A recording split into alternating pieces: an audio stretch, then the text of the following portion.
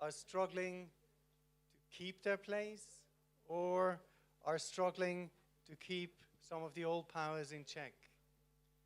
We believe it's very interesting times, and we believe the world order as we knew it after World War II is possibly coming to an end, is maybe shifting into a new mode, is maybe finding new ways forward. The classical success model that we're all used to, namely capitalism combined with democracy, is possibly reaching its limit. It was a highly, highly successful model in this part of the world. And I think as we speak, everyone or most of the people here still subscribe to it. However, there are signs of trouble. See that the democratic process leads to very populistic leaderships, to short-term thinking, to electioneering, to using of, let's call it, bad news or fake news or whatever you want to call it to get elected. And populism is on the rise. Silly decisions are on the rise. And amongst one of the silly decisions, I would see Brexit, just to give you an example. I would see the rise of populism in some of the democratic regimes, let's say Hungary and Poland. You see populism arising in very normal countries like the Netherlands. You see it in Germany, AfD. It's all over. It could be just something that is passing, but it could be something that is a sign of shifts that are taking place that are more momentous than what you would think. We tried to find 4 paradoxes. So we will organize 2 panels this morning. We tried to isolate 4 paradoxical pairs, and along these 4 paradoxical pairs, we would like to engage you in a discussion of how the world could be, where it could go, and what it could mean for our future. And frankly speaking, it's a very wide open topic. We do not want to tell you where the world is going. We do not want to tell you this is where it must go. We are just trying to tell you we are currently on shifting grounds, and we should think about where the world should go to. And this, as you can imagine, is very much a topic between superpowers and blocs aligned with superpowers. And as you know, the Belt Road Initiative is an initiative of one of the superpowers that is touching many others along its way. The Belt Road Initiative brings ideas and concepts of maybe a neglected superpower into the vision and into the eyesight of many of the countries where it goes through. One of the countries, for example, Pakistan, I'm sure they have a lot to say about it. Other countries like Switzerland, we do not yet have to say a lot about it because we have not been touched, but we see what's going on. This is why I think it is a very important topic for us in Switzerland. We believe, and now I try to make the bridge into the organizations that are organizing this panel. We believe that Switzerland could play a very important role in being a stage for discussions like today's discussions to take place. We have a relatively neutral stand, or we have traditionally a very neutral stand, but of course we are part of Europe. Europe typically is influenced by the old Western powers. Nevertheless, I believe Switzerland is capable of giving neutral ground, having a neutral position, allowing for a academic neutral discussion to take place. Of course, the Belt Road Initiative is a projection of influence. It is also a projection of power. But possibly, it is just a projection of influence and power that will forthwith balance powers and influence that come from the other superpower. And as I'm saying, the world is shifting, and the rules and the order are shifting. Maybe it's time to give your head, once in your quiet moment, when you don't have to answer emails or WhatsApps, it gives you the peace of mind to think about where the world is going and where you want it to go and where you should educate your children where it should go. And talking about children, my latest experience that I just had when I discussed with our 9-year-old about how she should be self-motivated to shape her own future and become a good student. She kind of looked at me and said, "Is there a future?" And I couldn't help looking at her and said, "What are you talking about?" And then she says, "Everyone is saying there will be a third world war." I said, I couldn't believe it. So in the next day, I discussed with one of my friends, what does your daughter say with regard to another world war? His answer was, all these kids are talking about the Third World War. Somewhere in the blogosphere for children, there is some talk about a world war happening. When I see that, I get really worried. And then I get to the point where I think a discussion, as we should have it today, as we discuss about who thinks how about one of these major shifts, and how should we maybe think about these shifts, is very crucial. With this introduction, I want to slowly head over the topic to our panelists today. I will introduce them shortly from my side, from my right, which is your left, to your right. And they will all contribute some ideas about where they see the world to go and what they think about it. The topics that this panel will deal with are the paradoxical pair of sustainability versus exploitation, and the paradoxical pair of equality versus nationalism. The first panelist that we hear today is Henry Lee.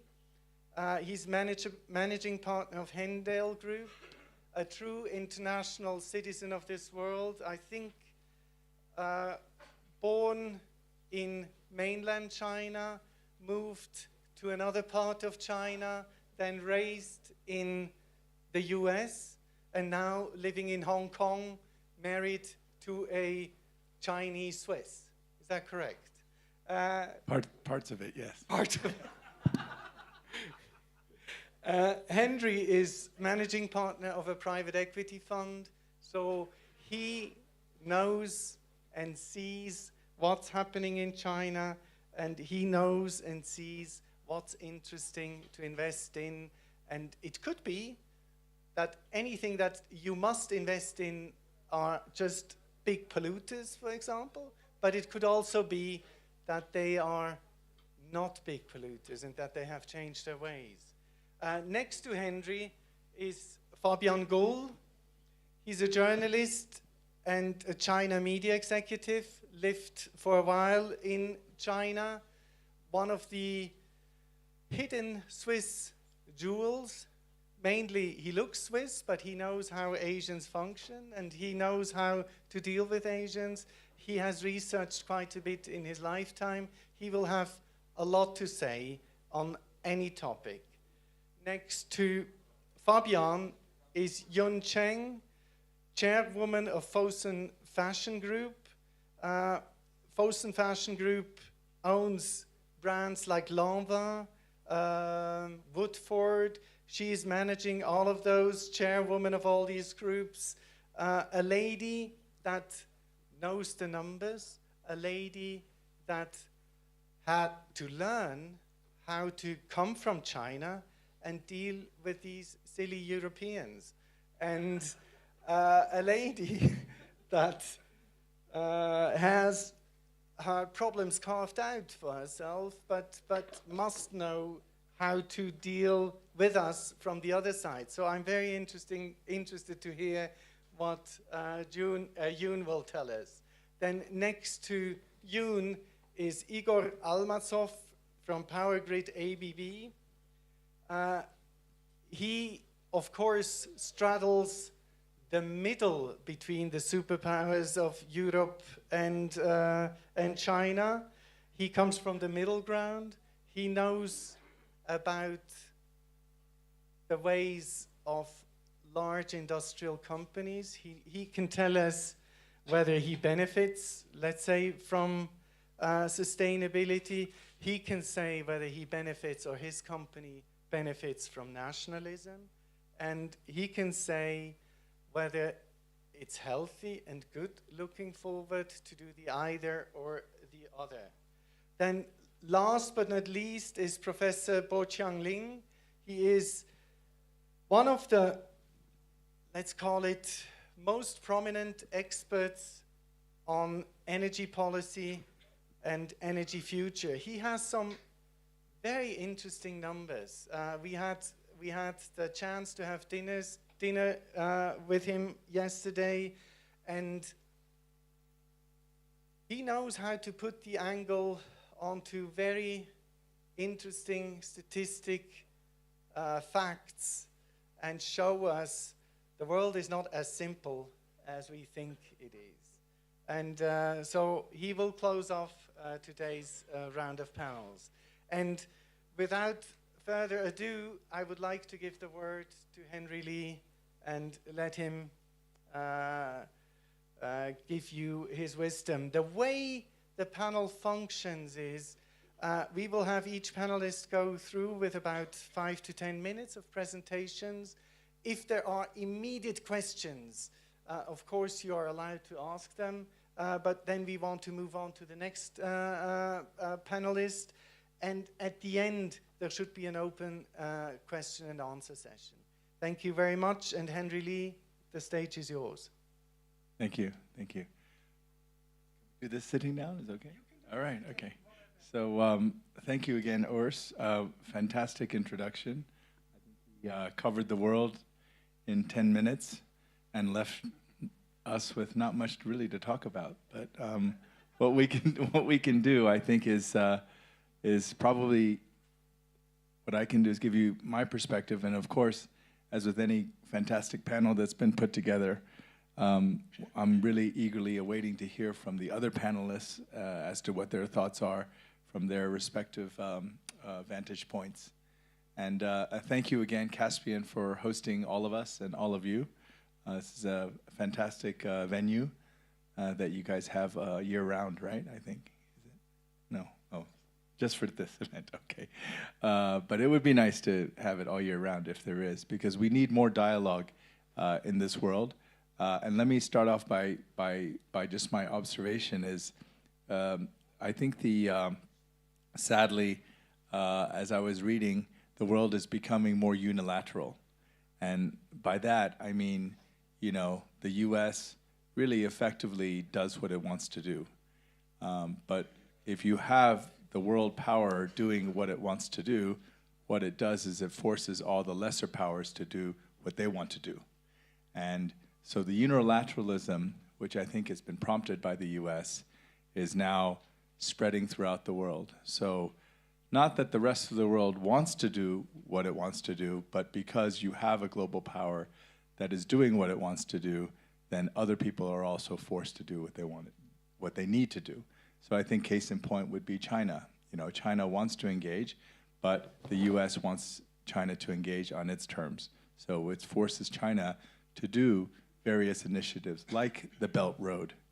And the Belt Road has been around, I think, for a number of years now, and I think Xi Jinping, when he came to Davos, even spoke about that.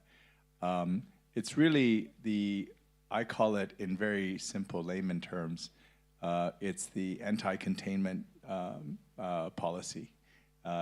It's forcing China, instead of going east towards the Pacific, it's forcing China to go west. But I think the benefit is that that part of Central Europe and Central Asia has never really been integrated. So I think if you look from a historical perspective, there's both good and bad in, I think, what will come out, I think, of this paradoxical world that we live in right now. I think the reliance on the large power, the U.S., will lessen, and I think it'll be a chance actually for the more independent parts of the world to get stronger in the meantime.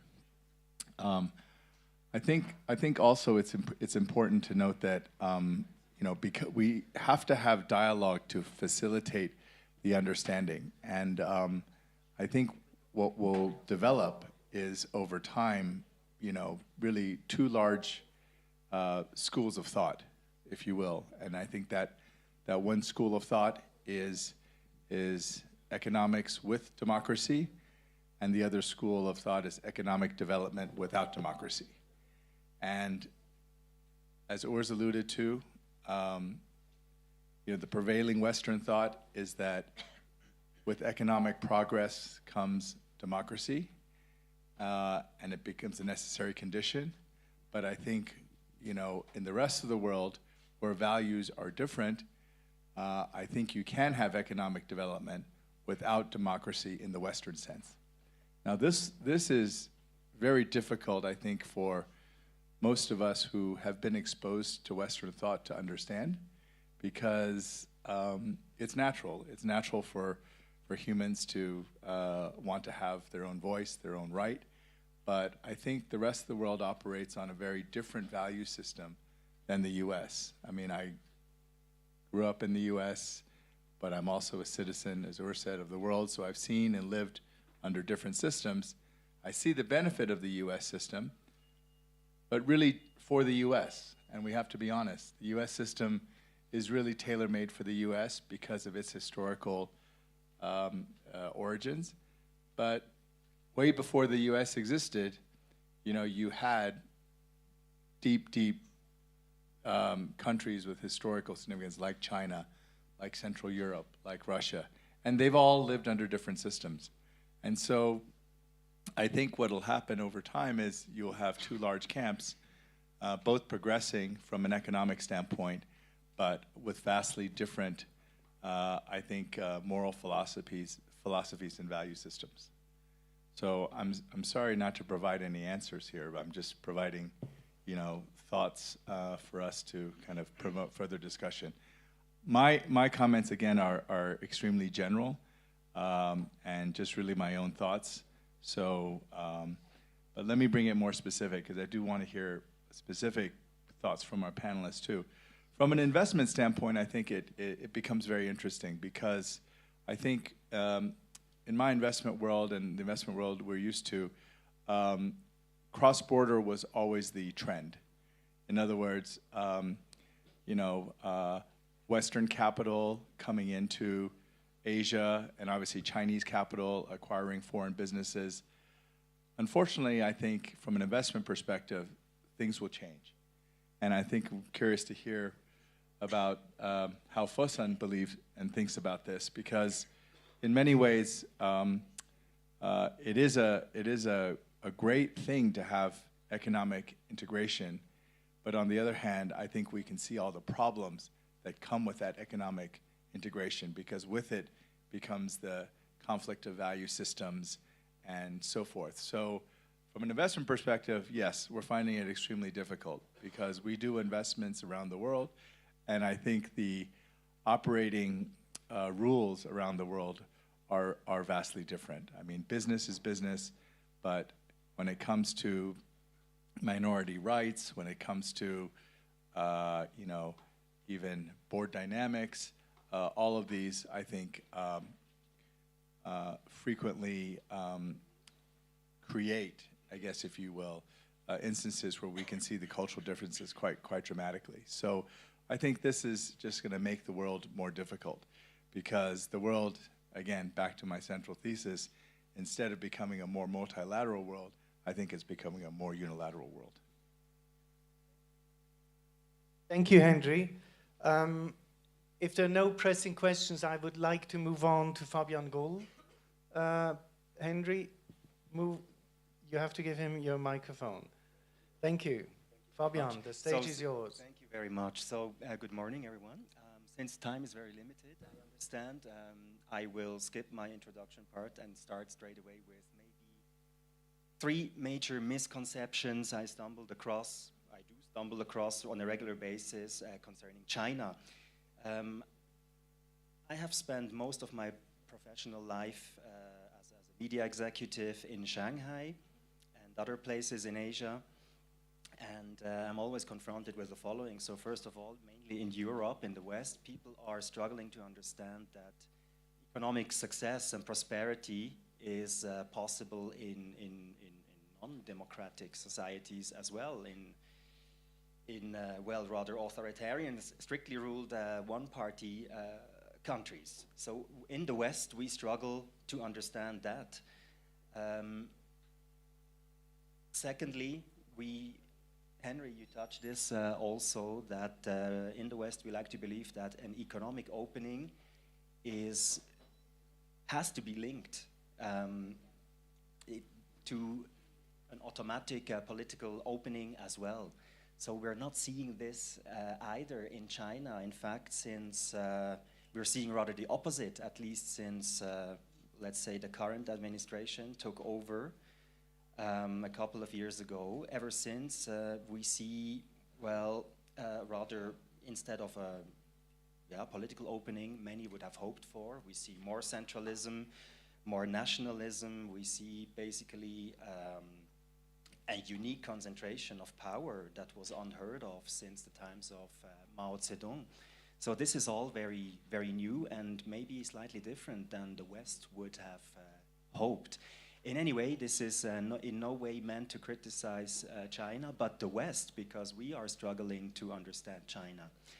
And yeah, so maybe we have to rethink our approach also, instead of maybe, you know, what I also see a lot in Western media is kind of Europe is acting like a moral high ground, is very quick at finger pointing at China, and that is maybe not the very best way of dealing with China, in my humble opinion. The third misconception is that innovation is only possible in open societies, and maybe we will hear more on the topic of innovation from the representative of ABB, for instance. But so China is basically proving all these misconceptions wrong. And the latest one, innovation, China is in a very unique position, as it has unique factors that facilitate innovation. So it, for instance, has many young consumers in a relatively densely populated place, the big cities mainly, many skilled workers. There is an abundance of venture capital. There is a relatively low protection and high willingness of consumers to adapt to new technologies, and in my view, rather quite smart, laissez-faire approach of the Chinese government, who gives a lot of freedom and room for trial and error, much more than in other economies. And that is quite remarkable, I think. A very good friend of mine who has been doing business with China for more than 30 years, he said that, well, this is due to the fact that China has made rather negative experience with the planned economy and is now Yeah, so that explains the government's defensive reflex to the economic innovations, and that it's no longer forceful. And yeah, of course, that does not mean that every Chinese is an innovator, as is the case in many so-called innovative economies. Now,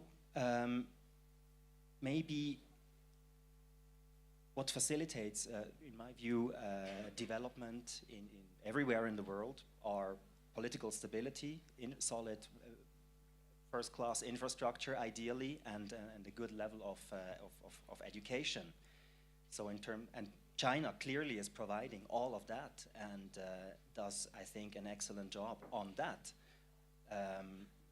On political stability, something that is of tremendous importance to the government for very understandable reasons, and they are able to provide a manageable level of certainty for investors. I think that's the underlying, that's the main goal of that, and maintaining peace and order, of course.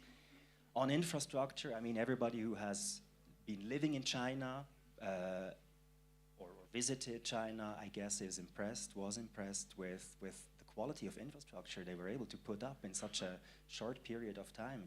It's simply mind-boggling, and it today has probably, or certainly, one of the best infrastructures worldwide. And with the Belt and Road Initiative, China is now kind of exporting this expertise, this unique expertise it possesses in the field of infrastructure. However, from a European point of view, the Belt and Road Initiative is, generally speaking, viewed rather critically. Especially, there was a lot of negative PR, anti-Chinese PR in Europe when China bought ports in Greece and Italy and in other parts of the world.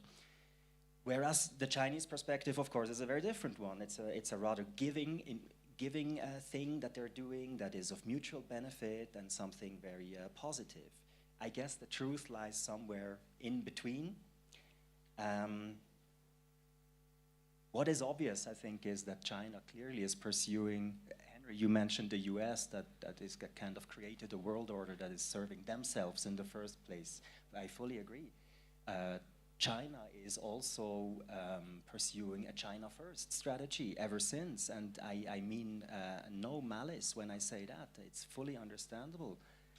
Maybe even more countries should pursue such an approach. I don't know. We can maybe discuss that, and maybe some of you disagree or agree. Yeah, maybe briefly, there are also chances involved for Swiss companies. I see that mainly in the field of infrastructure suppliers, financial service providers, banks and reinsurance companies, for instance, and maybe very select companies in the machinery industry. So overall, I think it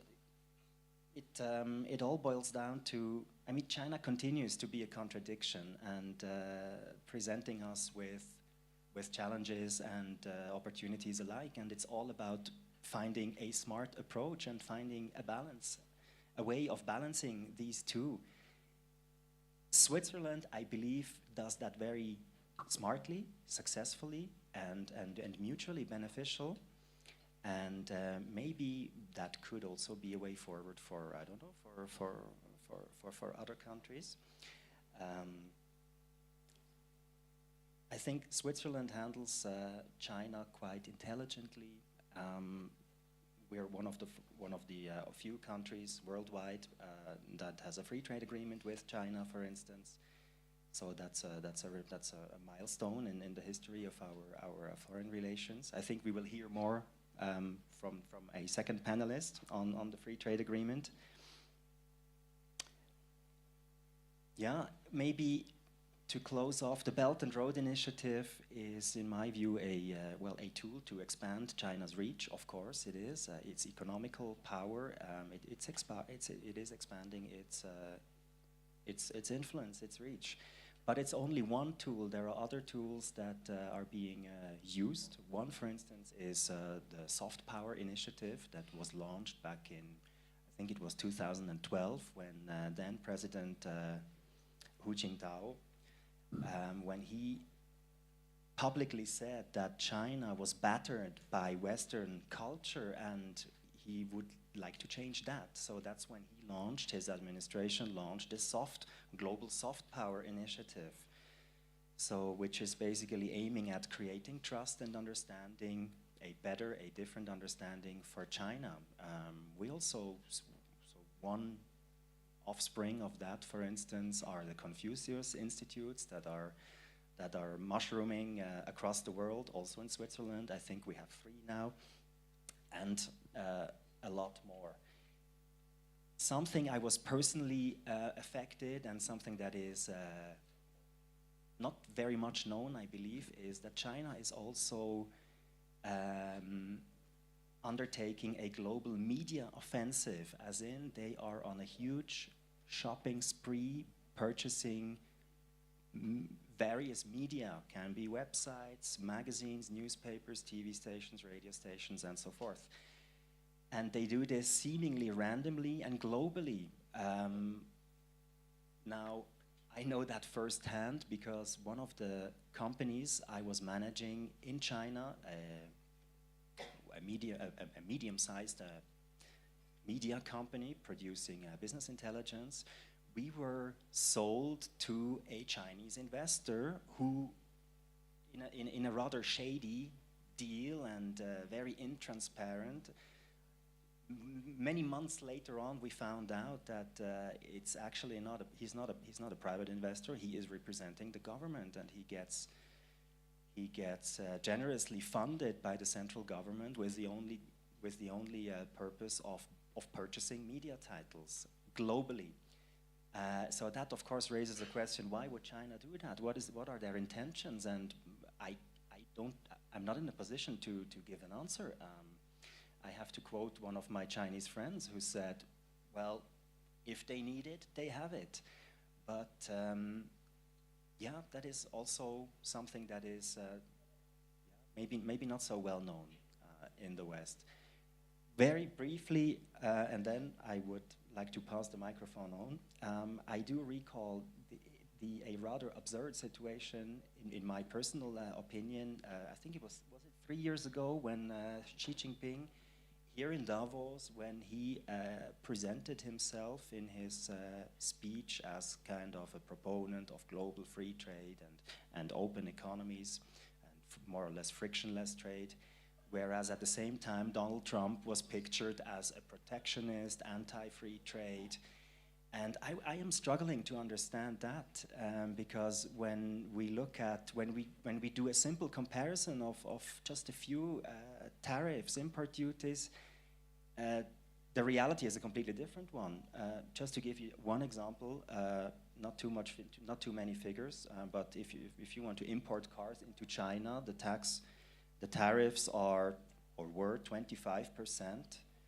They have now been reduced, I think, to 15%. So it's a rather protective, a well-protected market. When you want to import cars into Europe, there is a 10% duty that applies, and now coming to the US, 2.5%.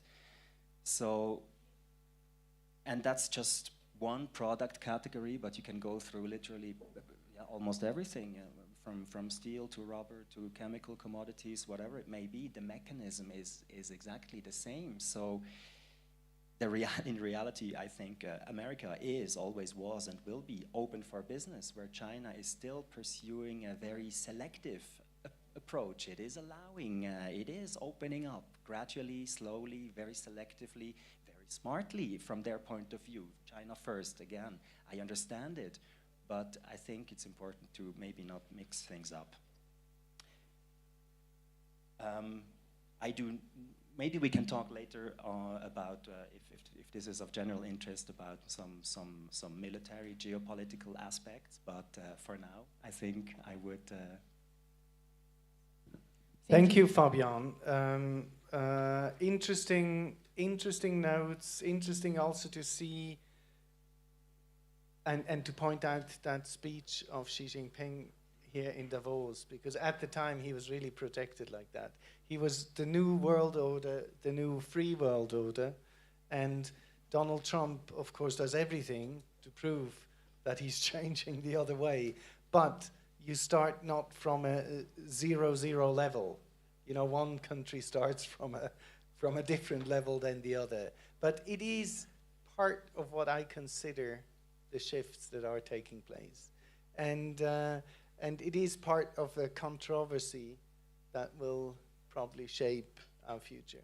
Now, without further ado and without taking the thunder from Joanne, I want to pass the word to you, Joanne. Because there's a screen, if you don't mind, I will stand here and do a presentation about the fashion business. And also, more importantly, is the sustainability work we have done in fashion.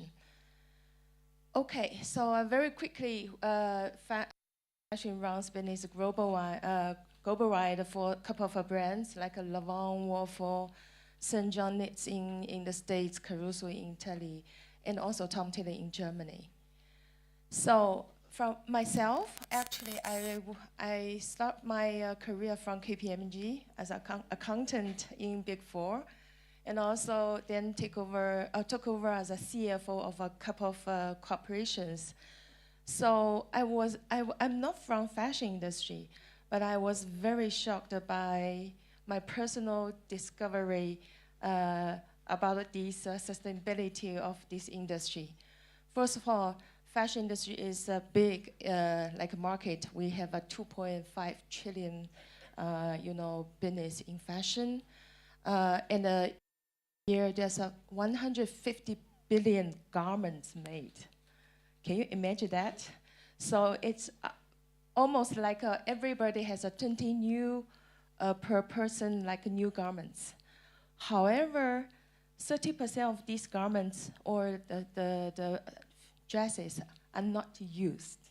So we buy it at a discount, for example, we put it into the wardrobe and we even didn't find a chance to wear it. And there's a couple of data I can show you. In order to make a t-shirt made by cotton, it costs 700 gallons of water. Means a man, if he drinks 8 cups of water every day, it can provide him like a 3.5 years water supply in order to make a cotton-made t-shirt. And the more serious problem is the synthetic problem, because polyester, for example, it takes 200 years for polyester really can be landfills and disposable. And currently about 20% to 35% of the micro plastic pollutions into the ocean is from fashion business. So it was really shocked when I really read this data.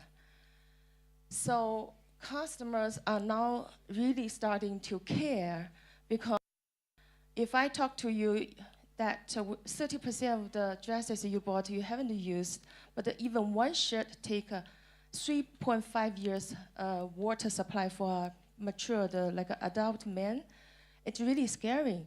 So there's more and more concerns about the environment. For example, a study by a UK university said that about if you buy something, about 9% of the customer now put environment impact as a point. This has increased to 18% if it's for the young generation aged 18 to 20 to 24. But this percentage is even higher for vegans. It's rated like 35%. So overall speaking, people are more and more concerned about environment. Look at Davos this year. When we drove from the downtown to here, it's really, the snow here is under my expectation. But if you look at Shanghai in China, the winter is so warm. The heavy jacket we don't we don't need it anymore for this winter. So the global temperature is a problem. However, when during the customer purchase, if environment is a concern point, it usually more higher impact on the food or healthcare consumption rather than fashion. Because as a lady or man, if you go to like a retail store, usually you won't say, I buy this because it's like a environmental, beneficial, right? Usually, I mean, for our industry, still a lot of work to do. There's more and more actions taken even by the brands. For example, more luxury brands now stop to using fur. So you heard a lot of news, a lot of people owes to that no fur. And especially for the luxury brands, usually if there's no consumption for the inventories, luxury brands will destroy those merchandise. They won't sell at discount, but now more and more brands say, no, we won't destroy it, because once you destroy it, create more pollutions. And the third one is, more designer brands also cater into that sustainability, like Stella McCartney, which is, she is very famous in the industry, say we should do more to protect our earth and our environment. So now it's in a new decade. Everybody is talking about sustainability. So there's one event, big topic is who made me? So in the past, in your dresses, people don't know the details of the dresses. For example, who made me? Is it in Bangladesh or in Pakistan, or is it in Europe, France, Italian? And then, blockchain technology really drive the changes of people can trace all these fashion pieces, knows whether all the supply chains are managed in a good shape.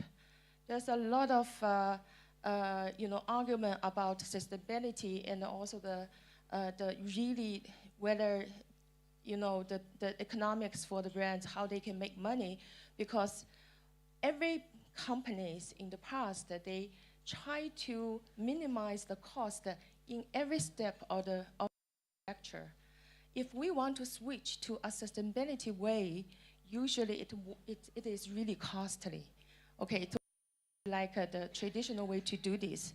And the painful point for fashion is that in some seriously polluted industry, it's more concentrated in certain area. But fashion is everywhere, every country, made in Italy, made in France, made in China, made in Pakistan. So fashion is very fragmented. And also when brands want to really protect the environment, however, most of the brands, they don't control the supply chains. So brands and the supply chains are in two ends. So that's why we need to more push for, first of all, governmental support to really support the manufacturers, look at how to improve the plant. There's a lot of movements now on this side. For example, Davos. Davos already, work together, global finance corporations to really invest into technologies just to improve the percentage of the insolution during the whole manufacturing process, or the technology of leak protection to save quite a lot of energies, which also is much greener than before. Or H&M, they launched an event, event about, help support and manufacturing to produce by solar or wind energies. Okay, here is the famous people and all the group wearing fashion pack. A lot of brands already signed on that organization to say we need to really protect our earth.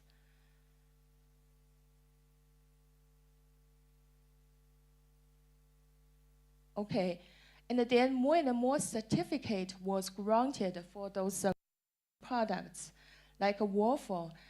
It has two from cradle to cradle, like green, golden certificates, which means that including biology and also technology. So either the bodies made by waffle, you can, after you use that, you can send back the stores. They can be disposed and put into soil, become some like a nutrition feed the plant, or they can be like reused into another yarn and then produce another type of a new bodies.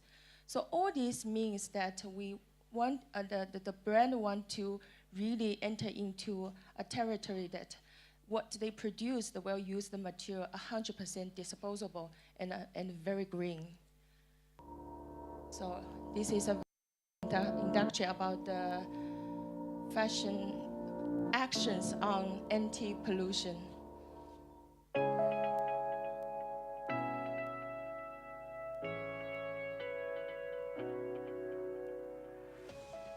My name is Andreas Röhrig, and I'm responsible for product development and innovation at Wolford. My passion is the product and sustainability. Our journey started in 2013. We decided to improve our sustainability in the company. Cradle to cradle is a very holistic approach. In our case, it works that we get the product back from our end consumer, that we give it to our partner. He has a biodegradation facility and they produce biogas, and we are buying this gas and running our production facility with that.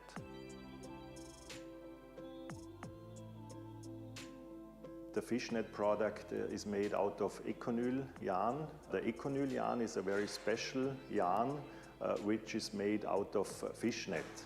So you can say we are producing net tight produced out of fishnet.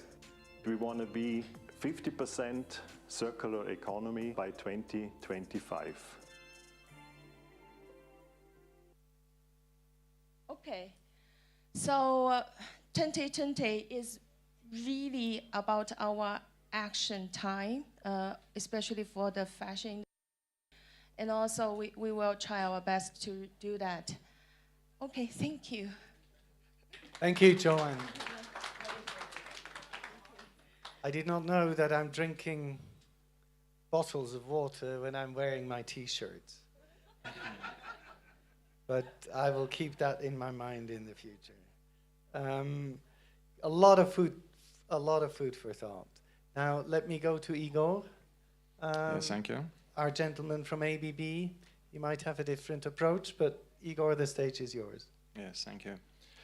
I think it will be quite difficult to speak after such a fascinating speech about fashion. I'm representing industrial company, and probably it's a little bit boring to talk about all sustainable goals which we have in the company. Just a few words about ABB. ABB is a company of about 150,000 people with representation in more than 100 countries, and mostly we are working in electricity world and industrial automation. If you open your small electrical sheet in your apartment, you probably can see some contactors named ABB. That is small device which is most closed for consumers, if you like. But mostly ABB is dedicated to power grids and big industrial projects. Regarding sustainability and globalization, I will probably speak about Caspian region. I'm personally involved, and which topic we're trying to cover here in this pavilion.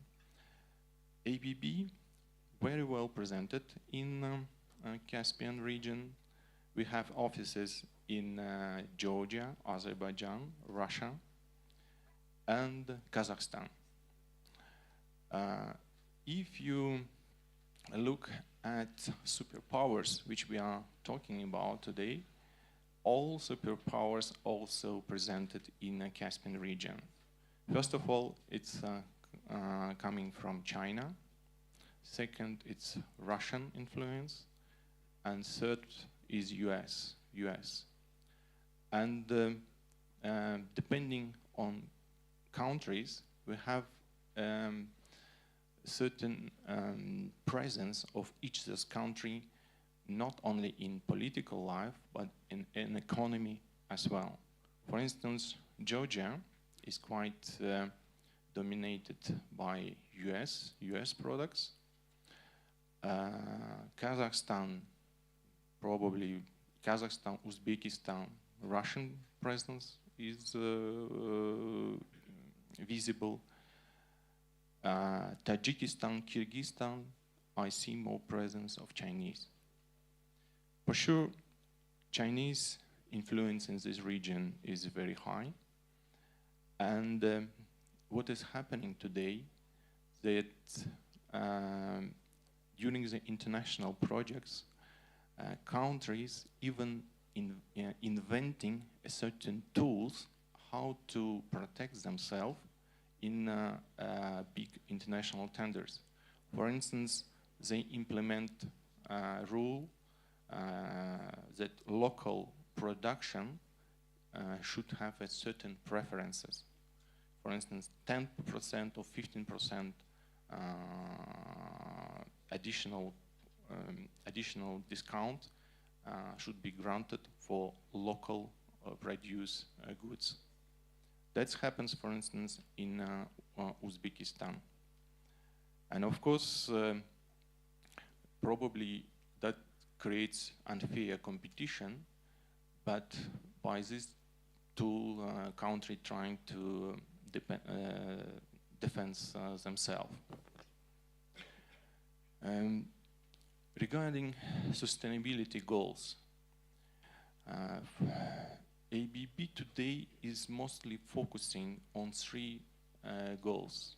First of all, it's very important for us, it's health and safety, because our workers are always involved, and we're trying to achieve zero fatality. And actually, last year, 2019, we achieved this goal. We didn't have any fatality worldwide. I'm speaking not only ABB itself, but also about ABB partners who are working for ABB during projects. Second, that's very important for us, it's quality. Quality, because despite all efforts which we're doing for the last decades, quality should be anyway increased.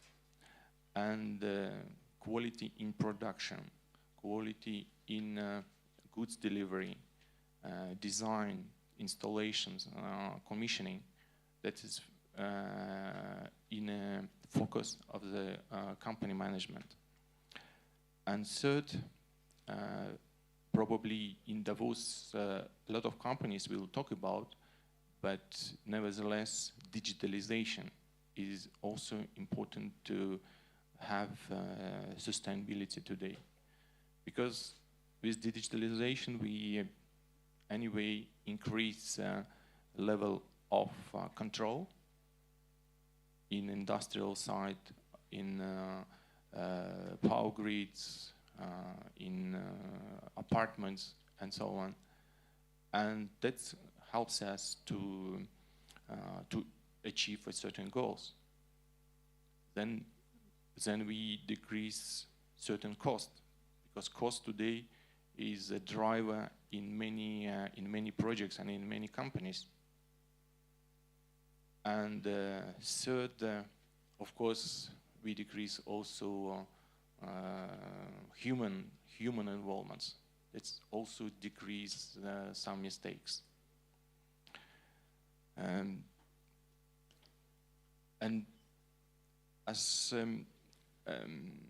last comment, I would like to say that the world is really reshaping now, and global companies are reshaping as well.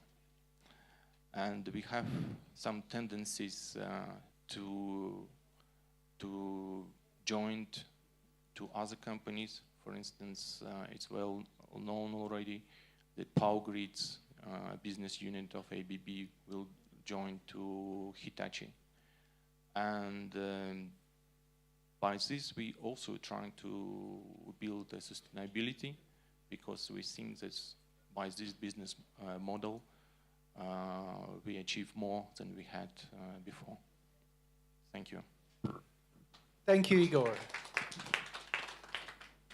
So you are saying that ABB is undergoing the same shifts and changes like the global powers are.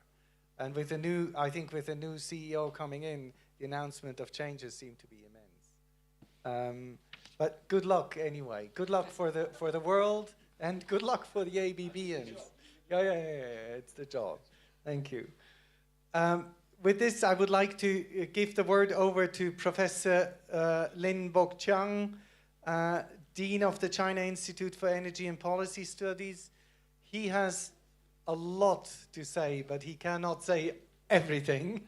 Otherwise, he will talk for the rest of the week. So we will have to try to contain him, but he will have a lot to say. Professor? No, that's not really true. In fact, I don't have much to say after the excellent panelists or discuss all angles. But I do want to have comment on two of the panelists' discussions. The first one is about the Belt and Road Initiative, by building infrastructure around the Belt and Road. That's what China really wants. And China wants to have a win-win situation. And of course, there's debates about the Belt and Road activities there. One of the major debate is building power plants, coal-fired power plants in for example, Pakistan. Just finished one recently, and people began to question that, under you want to deal with climate change, whether to build a coal-fired power plant at this moment is sensible or not. From my perspective, I think that if there's a demand, there will be a supply. And that's one. Second is that if we can build wind and solar, nuclear or hydro in Pakistan to meet the current power shortage, that would be the best. But the fact is that those are hydro unique potentials. Nuclear, I think most people don't like it. Wind and solar is more expensive and also too slow to build a scale which can meet the power shortage at this moment. So to build a power plant, coal-fired power plant, an effective one, efficient one, I think China can build most efficient power plant in the world at this moment. After many years in the coal-fired power plant business, and let me look at it this way: if the coal-fired power plant somehow can change the consumers' behavior, like cutting trees, like distributed coal-fire burning, coal burning, that might be a good idea. It might be more effective by a huge power plant comparing to individual burning of coal. In fact, that's what China tries to deal with at this moment. So that's one. It might not be such a bad idea. Second is that we have to realize that we in developed countries, particularly, have to understand what are the needs of the poor country. The environment is not everything. For example, let me use China's experience as example. China, over the last 40 years, produced, many people argue, 100 times. Maybe that's true. Water, air, everything. But China's life expectancy increased almost 20 years over the last 40 years. That's the first number. Second number is that Beijing and Shanghai are two of the most polluted cities in China. But the life expectancy in Beijing and Shanghai are highest among all Chinese cities. Now that I'm not arguing that the pollution is good. That's not my intention. My intention is that improve the life expectancy. Just look at this angle. You need something possibly more than the air, dealing with air pollution, like the income, like medical facilities. So if we really understand the poor countries' needs, we might look in the issues differently. So that's one comment on the infrastructure development in China. But China just not build coal-fired power plant along the Belt and Road. They build other infrastructures. That's one. The second one comment, I will comment on the sustainability. The fashion girl just mentioned that we produce 20 new each year. 30% never be wear. That's sustainability issue. In my view, that we are having a system we believe is best for us, which we call market economy. What is essential in market economy? It's to sell. Everybody try to sell everything to you, even though that. So that's why I do not trust big major corporations, not ABB. There's one time that a couple months ago, I asked my students, say, what? I use Apple 6, okay? I bought it about 3 years ago. And it becomes so slow, that's incredible. I said, get me an Apple 7. No, my students said, no, we cannot buy it. I said, why? No, it's 11 now. I'm pretty sure that Apple present a very clear social responsibility, and together with the ABB, that they want to have sustainable clean development. So let's say that you build one union, your energy intensity decline, but you buy 2, then you come all the way back. So our situation is really fundamental about sustainability. We have a system that everybody try to save everything. On the demand side, human desire is unlimited. If they have income, they will definitely buy it. If you want to buy something, somebody will produce for you, no question about it. If you want to buy something cheaper, they will produce something cheap for you. Even though on the other hand, they say they want to produce something that's sustainable, everything. So, if you look at last decades, almost a decade, the income increase and the energy increase still go hand in hand. Not much deviation. There's some improvements, but improvement very slowly. Then you might ask the question, what are the effect of the technology advance both in the demand and supply side? Well, technology advances seem up to this point to not solve the problem of increased income together with increased energy consumption. Look at United States. Even though United States consumes so much low-end, high-energy intensive product from developing countries, its energy demand still increasing, not decreasing. And that comes to my earlier point. You buy one, even though that energy intensive of that one decline. You buy 2, it go back, and possibly even more. So that's our fundamental problem, okay? Technology advance will not solve the problem. And what we need to do, I think in my view that we need to change consumer behavior fundamentally. That has forced the corporation to produce something that's not only cheaper, also sustainable. That's one. Second, that if somehow we fail to do that, we cannot contain the energy demand. We do need to change the energy structure. We don't have another choice. Let it go. But let's bring the renewables in a larger scale into the energy system such that we can somehow that reduce the emission and also environment to a certain extent. Now, how to do that? One, of course, is that the government need to determine to do that. Need to determine to do that, need to do not be affected by the short-term fluctuations. Like when economy is good, then you talk more about the environment. When economy is not too good, then you come back and say, okay, let's cut back a bit. So the government need to be determined, need to will to support the renewables. That's from domestic perspective. From international perspective, trade barriers, particularly on the renewables, need to be brought down. Because if some country like China can produce something really cheaper, why not use it? Yes, we do have protections, no question about it. But I think that we should give the renewables a second thought. That's something that's good for all of us, and it's going to deal with the common issues. Thank you. Thank you, Professor.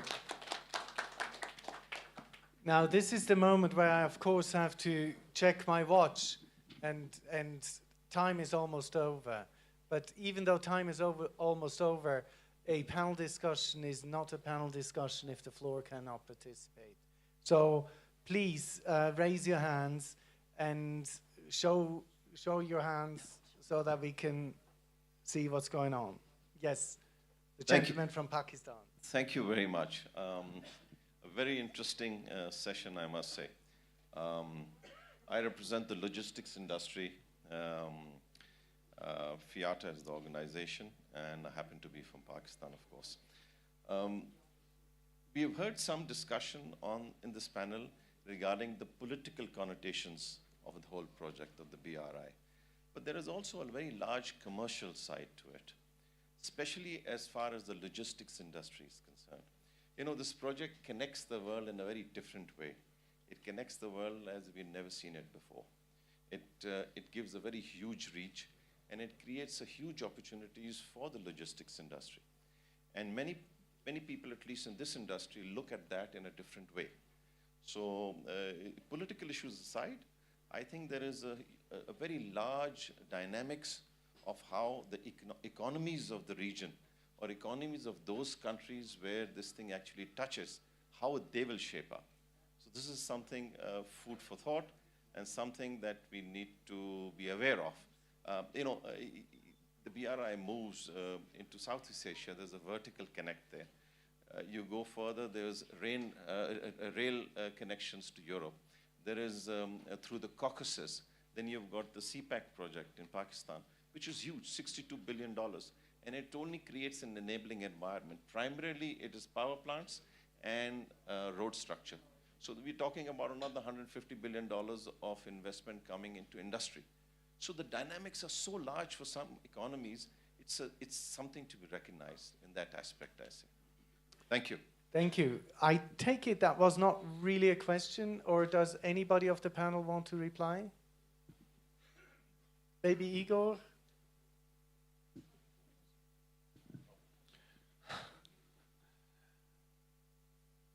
Yeah, thank you. I fully agree with you that economical topics is very important for BRI initiatives.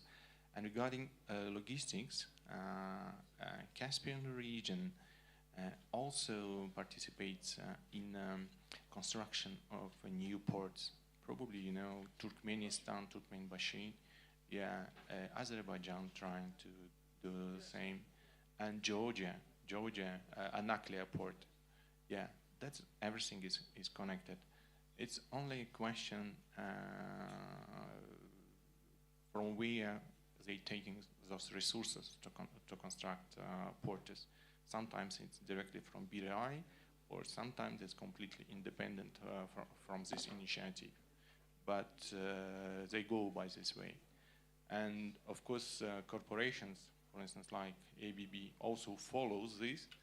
And we, for instance, participated in Turkmenbashi port construction. We did a big power station, 220 kV. It's some kind of our impact in BRI, if you like. Thank you. Thank you. Pierre, and I think that's the last question that we, and I emphasize question, that we can take. Okay, my name is Ray Leonard. I'd like to respond to Dr. Lin very respectfully, the question of coal-fired power plants. And I'd like to start with just mentioning two very hard truths. One is that if you talk to climate scientists and not politicians, the chance to limit the temperature rise to 2 degrees centigrade is basically gone. We've lost that opportunity. The real chance is to limit it to below 3 degrees. The second hard truth is that the Western nations, the United States and the European Union, contribute only about 20% of greenhouse gas emissions now, and that percentage is dropping every year. By 2025, it'll be 20%. By 2030, it'll be just 15%. So the real battle with greenhouse gas emissions is coming from the rest of the world. Now, the Belt and Road Initiative is a tremendous initiative to rise, to help the living standards of many nations around the world. But one controversial aspect is the building of coal-fired power plants, because coal is the worst of the greenhouse fossil fuel emissions. There is an alternative, and that alternative is natural gas. Now, until recently, natural gas was much more expensive than coal, perhaps 2 to 3 times as much. But because of the surge in exports, the price of natural gas has been cut in half, liquefied natural gas, in just the last 2 or 3 years. So a policy that may have made sense 5 years ago perhaps does not make sense now. And China, in its Belt and Road Initiative, now supports about 70% of all new coal-fired power stations in the Eastern Hemisphere, including places like Pakistan and Bangladesh, where climate change is perhaps the biggest threat to the viability of the nations in the future. So my question is, would China reconsider its policy of coal-fired power plants now, something that may have made sense 5 years ago, but may not make sense now? Oh, that's certainly true. China themselves do not build new coal-fired power plant now. There's still new coal-fired power plant coming online every year, but those was built, decision was made long time ago. So the Pakistan one decision was also made about 6, 7 years ago. Yes, situation has been changing. And China definitely respond to that, not only road, Belt and Road, also domestically. If natural gas is affordable, they definitely go for natural gas, and there's no question about it. But you look at the China energy mix, natural gas increase in the last couple of years is the most. Comparing to all others, you hear the large incremental of the wind and solar. In fact, that's not true. The large incremental is natural gas. And that's something we also worried about, because we are looking at natural gas also has CO2 emissions. The last few years, China's coal share in energy mix has been reduced every year by more than 1%. And that's very good. But look at the numbers. Most of the substitution are coming from oil and gas, not much from renewables. But yet China has the largest renewables incremental in the world. What's going on? It's because renewables are so small, even with the rapid increase, it's still not sufficient to meet the demand at the same time to substitute the coal. And that's the dilemma everybody facing. If you look at world today, yeah, renewable increase very fast, but the large incrementals still coming from oil and gas and coal. Southeast Asia, with a good economy, the last 10 years, coal almost doubled compared to all others. So it's quite difficult, actually, that making choice between economy as well as what is available. So in my view, the most easier way to substitute the coal is a very slow energy demand for China and for everywhere. But problem is, would that be possible or not? Thank you. Thank you very much. With this, I would like to ask the audience to give my panel a great hand of applause. Thank you to all of them.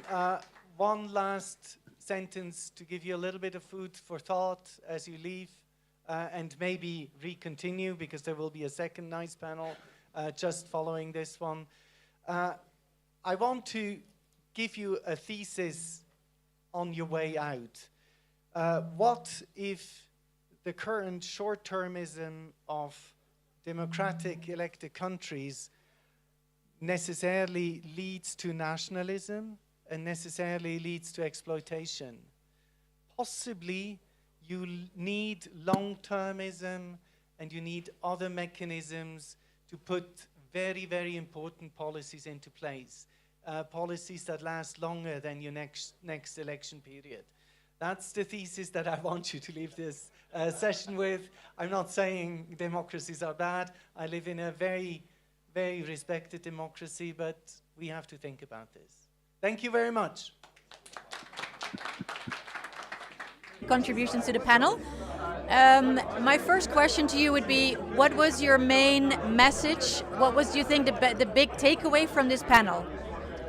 Okay, I think my main message or takeaway from the panel is this is a so dynamic world. Okay, so we are moving fast in every angles, like the energies, the sustainability, the exploration, the Belt and Road. But everything you feel that the world has changed. However, we need to protect our Earth. This is my main message. We only have one Earth. We like the greens. We like the Earth as beautiful as it was. So we need to try our best. Yeah. Question for you. Wait, should I get somebody to make sure people don't walk in there? Okay. Question for you. What do you think? How do you think we can move towards a more sustainable fashion industry? Exactly to your point, to make sure that we protect our planet. Yeah, the industry has several issues now. First of all, as we said in the panel, that there's an overproduction. So that people buy, so the brands will produce. I think first of all, we need to change our behavior somehow.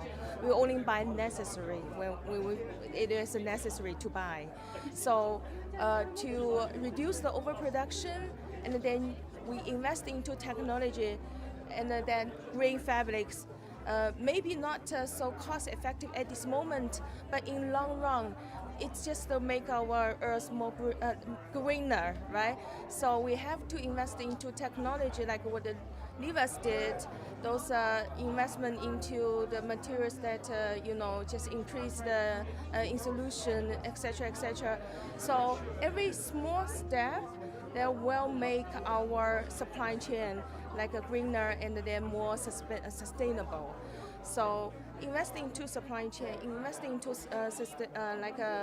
the sustainability technology, and of course change our mindset. I mean, we need to protect the home. This is our home. Yeah.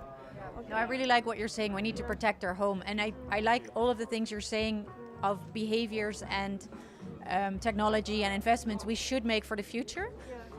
One last question for you. Do you know any good initiatives or companies or behaviors that are already happening that you could recommend, or that you think are, the initiatives of the future? Yeah, I gave an example. Actually, it also belongs to Fosun fashion group. It's a Wolford's, the from cradle to cradle collection. So actually, everything 100% disposable into the earth. Either, it can be disposable into the soil, it can nurture the plant, or it can be reused as a yarn and then reproduced to the new merchandise. So that kind of investment and technologies already, I think not only Wolford, a lot of brands is now starting and then really try their best efforts to really involve in that technology. And also you see the sexy fishnet tights, right? I mean, this is beautiful, but that was made by fishnet. Well, I'll make sure to get a pair. Thank you so much, and have a wonderful week in Davos this week. Thank you. Thank you so much. Thank you.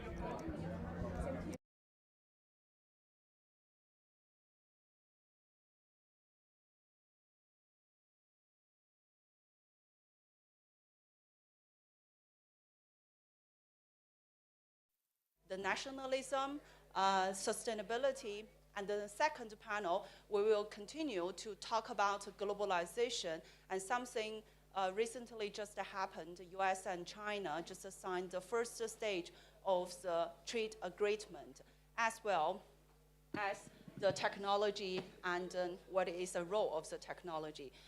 First, I introduce myself.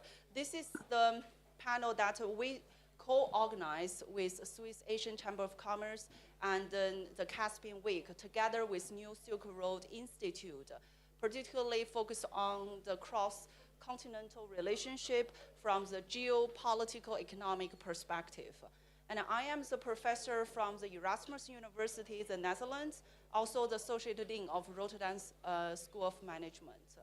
I will quickly start introducing this topic.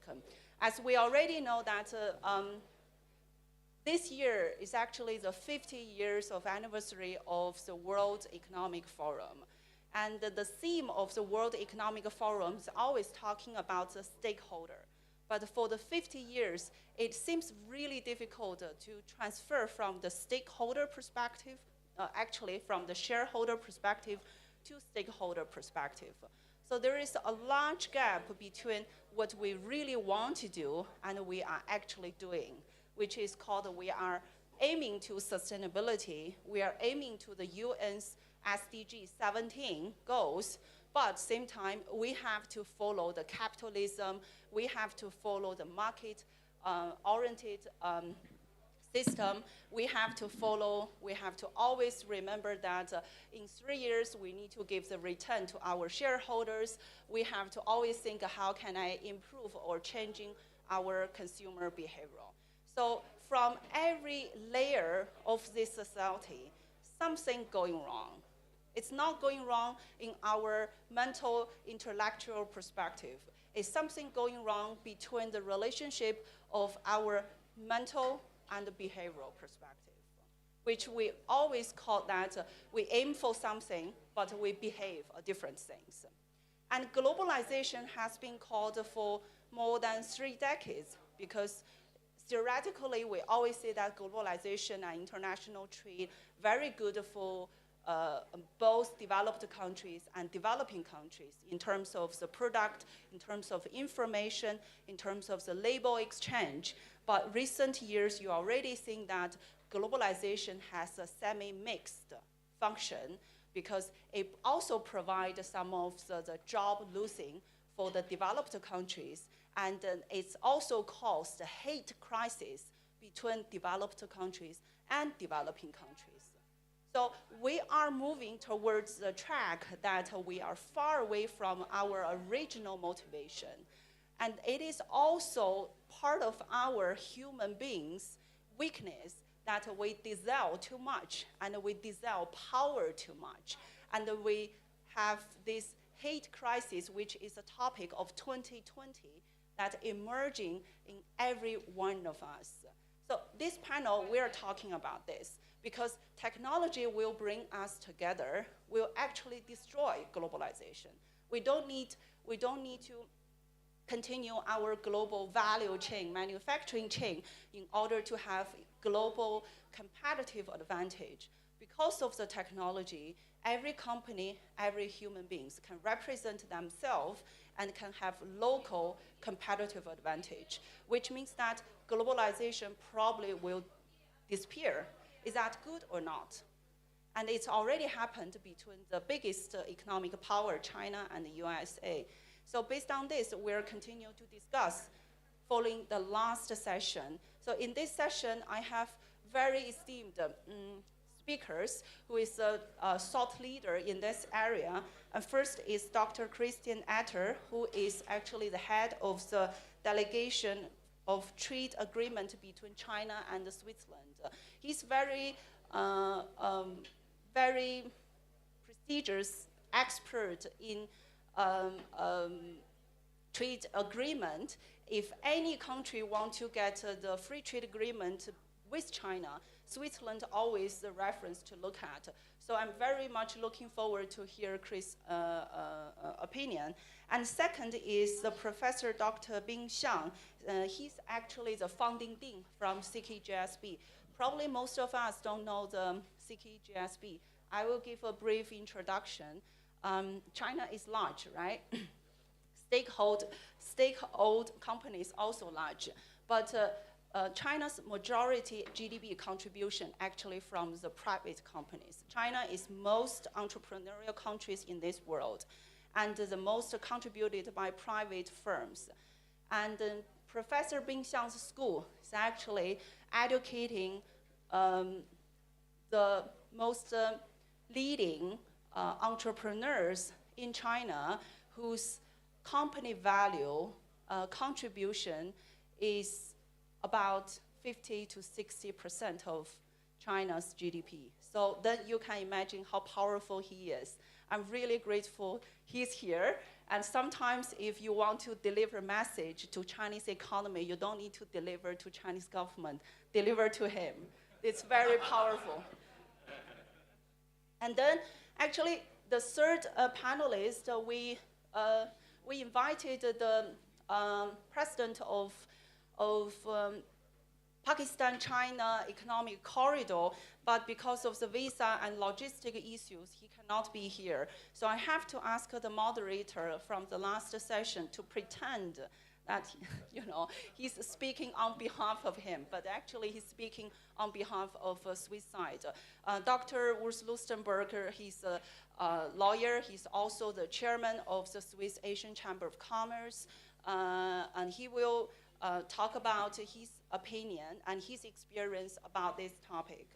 And then next is Toxin Low. He's a senior advisor of EU TCE from Zurich and Germany. He's a very, very knowledgeable person that I always think, how come he's not doctor? He should give an honorary doctor from one of the universities. I'm very much looking forward to hear the latest update from the Toxin Law about the technology relationship between EU, Europe, and China. And then the last but not least, we have Igor again from the ABB Power Grids, because actually he's sitting in this panel, but last panel there was a little bit logistical issues. So you have to speak again. Okay, let's quickly start the panel. I will first give the floor to Kristen Atter and talk about, please tell us what is your opinion of generally first the BRI and the New World Order, and what is your first advice to Switzerland and China, how to deal with the first stage of China-US trade agreement, because this trade agreement has 8 chapters, but in the end, it will influence Europe very much. Thank you very much, Ying. You're charging a heavy burden on me, particularly commenting on the world order. I mean, this is a very pathetic term. In my view, the world order is an endogenous result of many influences: political, economic, technological, nature, natural environment. So, I mean, it's an order, but it's a rather spontaneous order, I would say, in spite of the fact, of course, that there are major powers who have more influence on the so-called world order than others. Let me pick out 2 recent developments. One rather encouraging, I'll start with that to keep you staying. And then I will also address a rather more worrying aspect, which of course has to do with what you mentioned in the beginning, namely the increasing fact of unilateral or bilateral trade agreements or efforts to come to conclude such agreements, which are not always successful. But this is the rather encouraging aspect. I mean, the players, also the big players, are still talking to each other. I mean, the most recent example is this Phase 1 US-China agreement, which is encouraging. I mean, we're all aware that this has probably a lot to do with the situation in the US, the existing president running for office again. So he has all the interest to do deals, which will hopefully be productive, not only for the 2 parties involved, but for the world economy altogether. There are other examples. I mean, the USMCA, the follow-up agreement to NAFTA, seems to have now been concluded. There are negotiations ongoing between the US and Japan, in spite of the fact that TPP will now continue without the US, which is anyway also quite encouraging that the TPP countries, minus the US, are striving for a very large trade agreement anyway. Then the EU is negotiating with Mercosur. There's RCEP in Asia, which could be a very big thing, even if India, for the time being, as we learn, is a bit more hesitant to really join. But these are quite encouraging developments in spite of all the danger, I would say. Now, what is a bit more worrying is the development in the WTO, which, as you know, the World Trade Organization, which is sort of the umbrella rule of law organization for world trade. And world trade has, of course, a lot to do with international investment flows also. And last December, unfortunately, the appellate body of the dispute settlement system of the WTO is not operational anymore because the US refused to join the consensus to nominate new members to this appellate body, which is sort of the Supreme Court in WTO dispute resolution mechanism. This means this body is now down to 2 people and the quorum is 3 people, so they cannot take decisions anymore.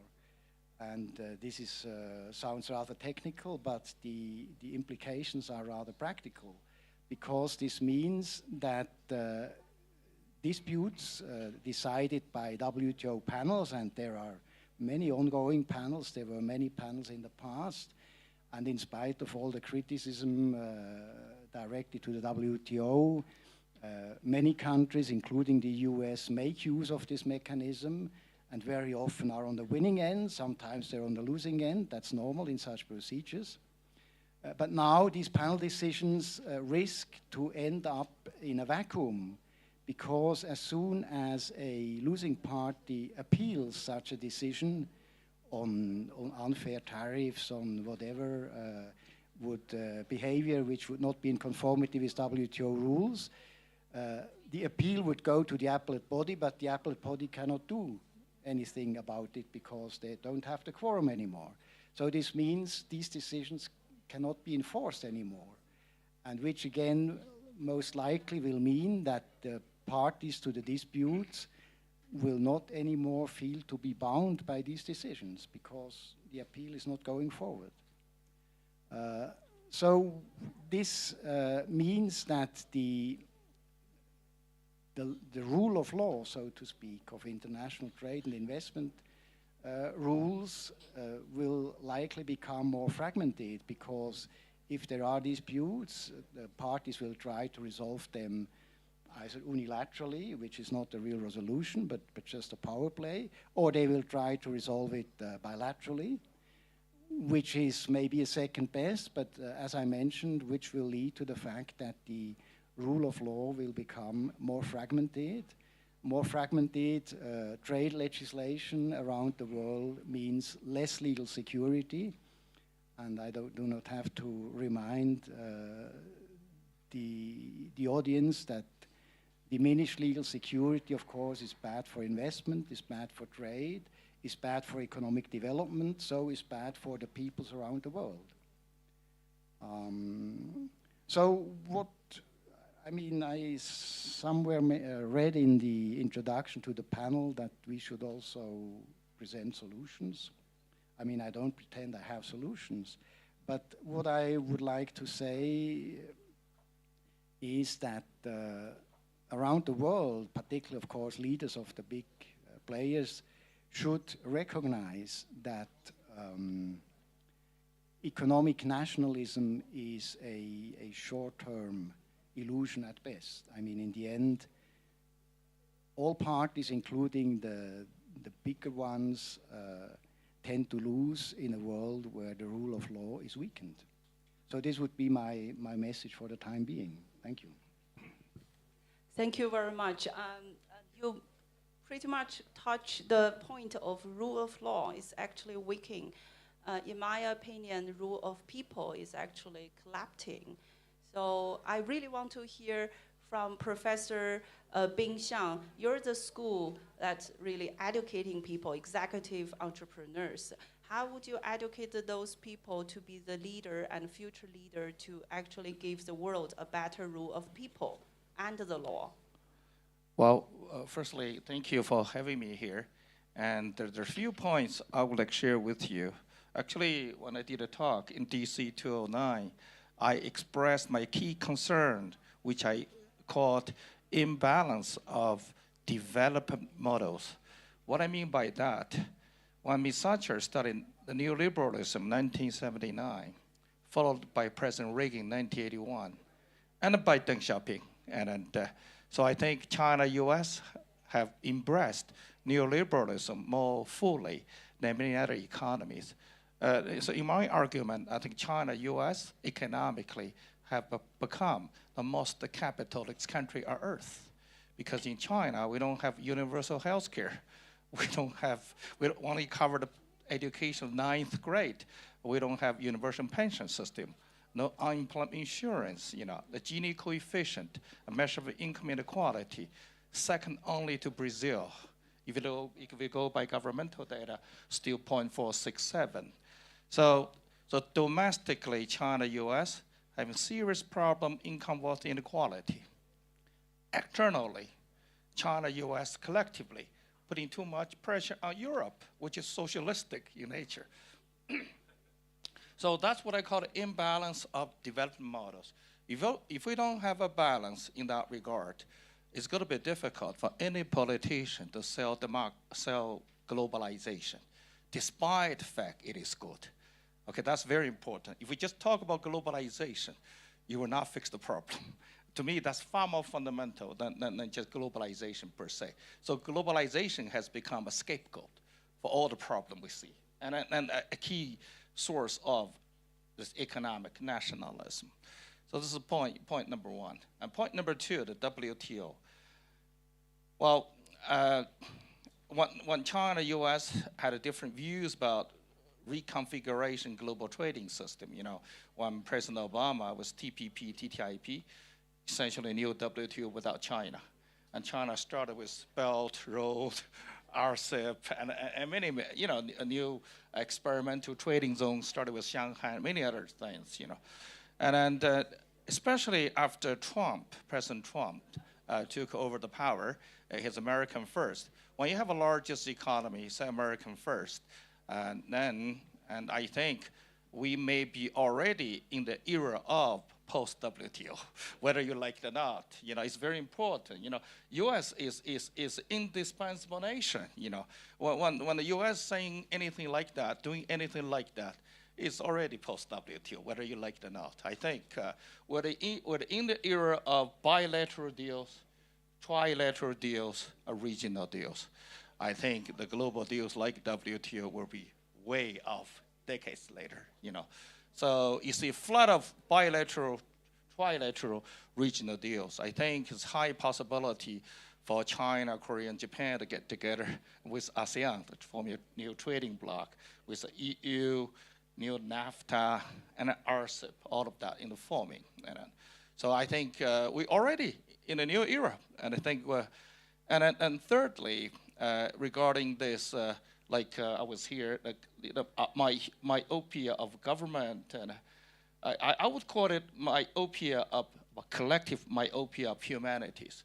What I mean by that, you look at the political system in the East, whether or West, whether it's liberal democracy or authoritarian.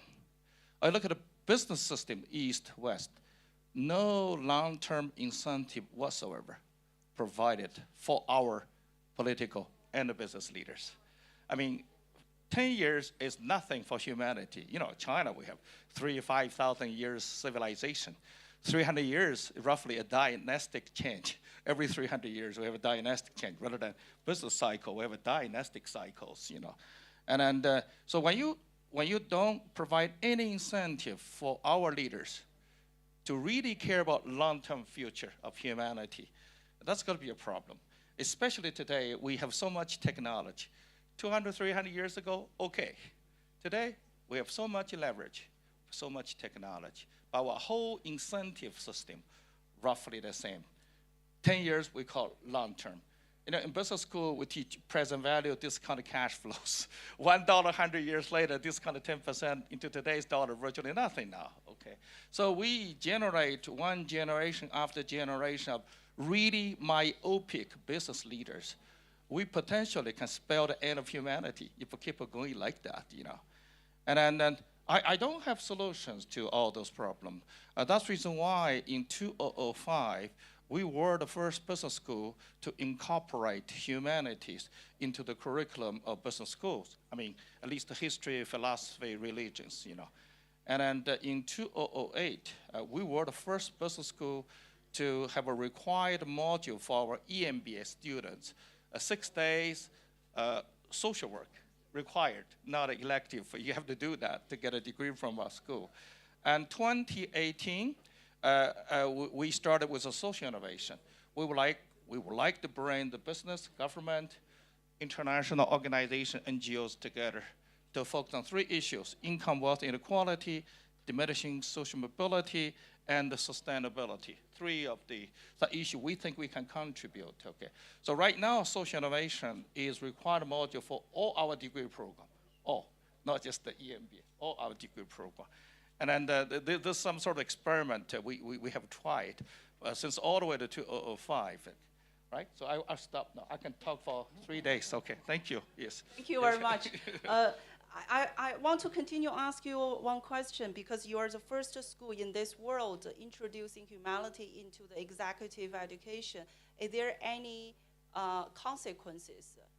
Yes, because I could not change the political system. I could not change the business system. By seeds of humanities, at least you have some of our students look at business issue a bit long term. Let look issue the historical way, not just the present value of discounted cash flows. And also it is important for them to compete with compassion, empathy, not winners take all, not winners take all. And also to me, the single most important challenge for re-emergence of China as a superpower is really what I call the value connection, value connection. And then humanity is essential for that value connection, not the technology, not marketing, not just finance. And then so there are many, also I want our students, many of them are super rich, including Jack Ma, our most famous alum is Jack Ma. But you know, many of our students are already very affluent. It's very important for them to live enriched life, not just a rich life, and maybe enlightened life if attainable. So, and also the sense of humanity is essential for good corporate conduct. Not just SEC regulation, not just CSRC regulation. That's the pressure from outside. So those are many of the reasons why we did that. And I think it's definitely the right thing to do. Yeah, you cannot solve all the problem. You got to start from somewhere. You know, yes. Thank you. May I kindly ask that corner of people to keep quiet and then stop talking. If you really want to talk, you can go downstairs. We have a space to talk. But right now, it's a panel discussion, so I really expect you can give a little bit of respect to our panelists who fly thousands of miles coming here. Thank you. The next is Dr. Urs Lustenberger. What is your opinion from legal and economic business perspective? Well, you know, after these previous speakers, they stole much of my thunder because they have, first of all, pointed out what really bugs me the most, that the WTO system doesn't have an appellate court anymore, which basically makes it defunct. It's now a free-for-all. Every country can do whatever they want. They can abuse all the rules, and if you want to go and take the rule of law and take any remedies, you will be stuck. So the existence of the WTO is now futile. It's a talking place where you can do the 5,000th round of the Doha round, and where you will never find a conclusion. So where you can sit together and at least in specific blocks can discuss what in those trading blocks you will do. At least you meet each other. But as a WTO, it doesn't function anymore. So to me, that is reality. To me, it's a pity, because I am chairing the Swiss Asian Chamber of Commerce because I believe in global free trade. I believe that the world is better if goods are moving fast and easy from A to B. I think the development of the world will be better. I believe it's a better way of creating people that come out of poverty. It's a better way of trying to also distribute values if you're interested in doing that. But it's a very democratic way in doing that. So I'm a big believer in free trade. And I'm, to a certain extent, a bit sad that global free trade is probably on its way down. I like the interesting thought of Professor Bing that the term globalization and all the discussion that comes with it is often used as a scapegoat for underlying problems.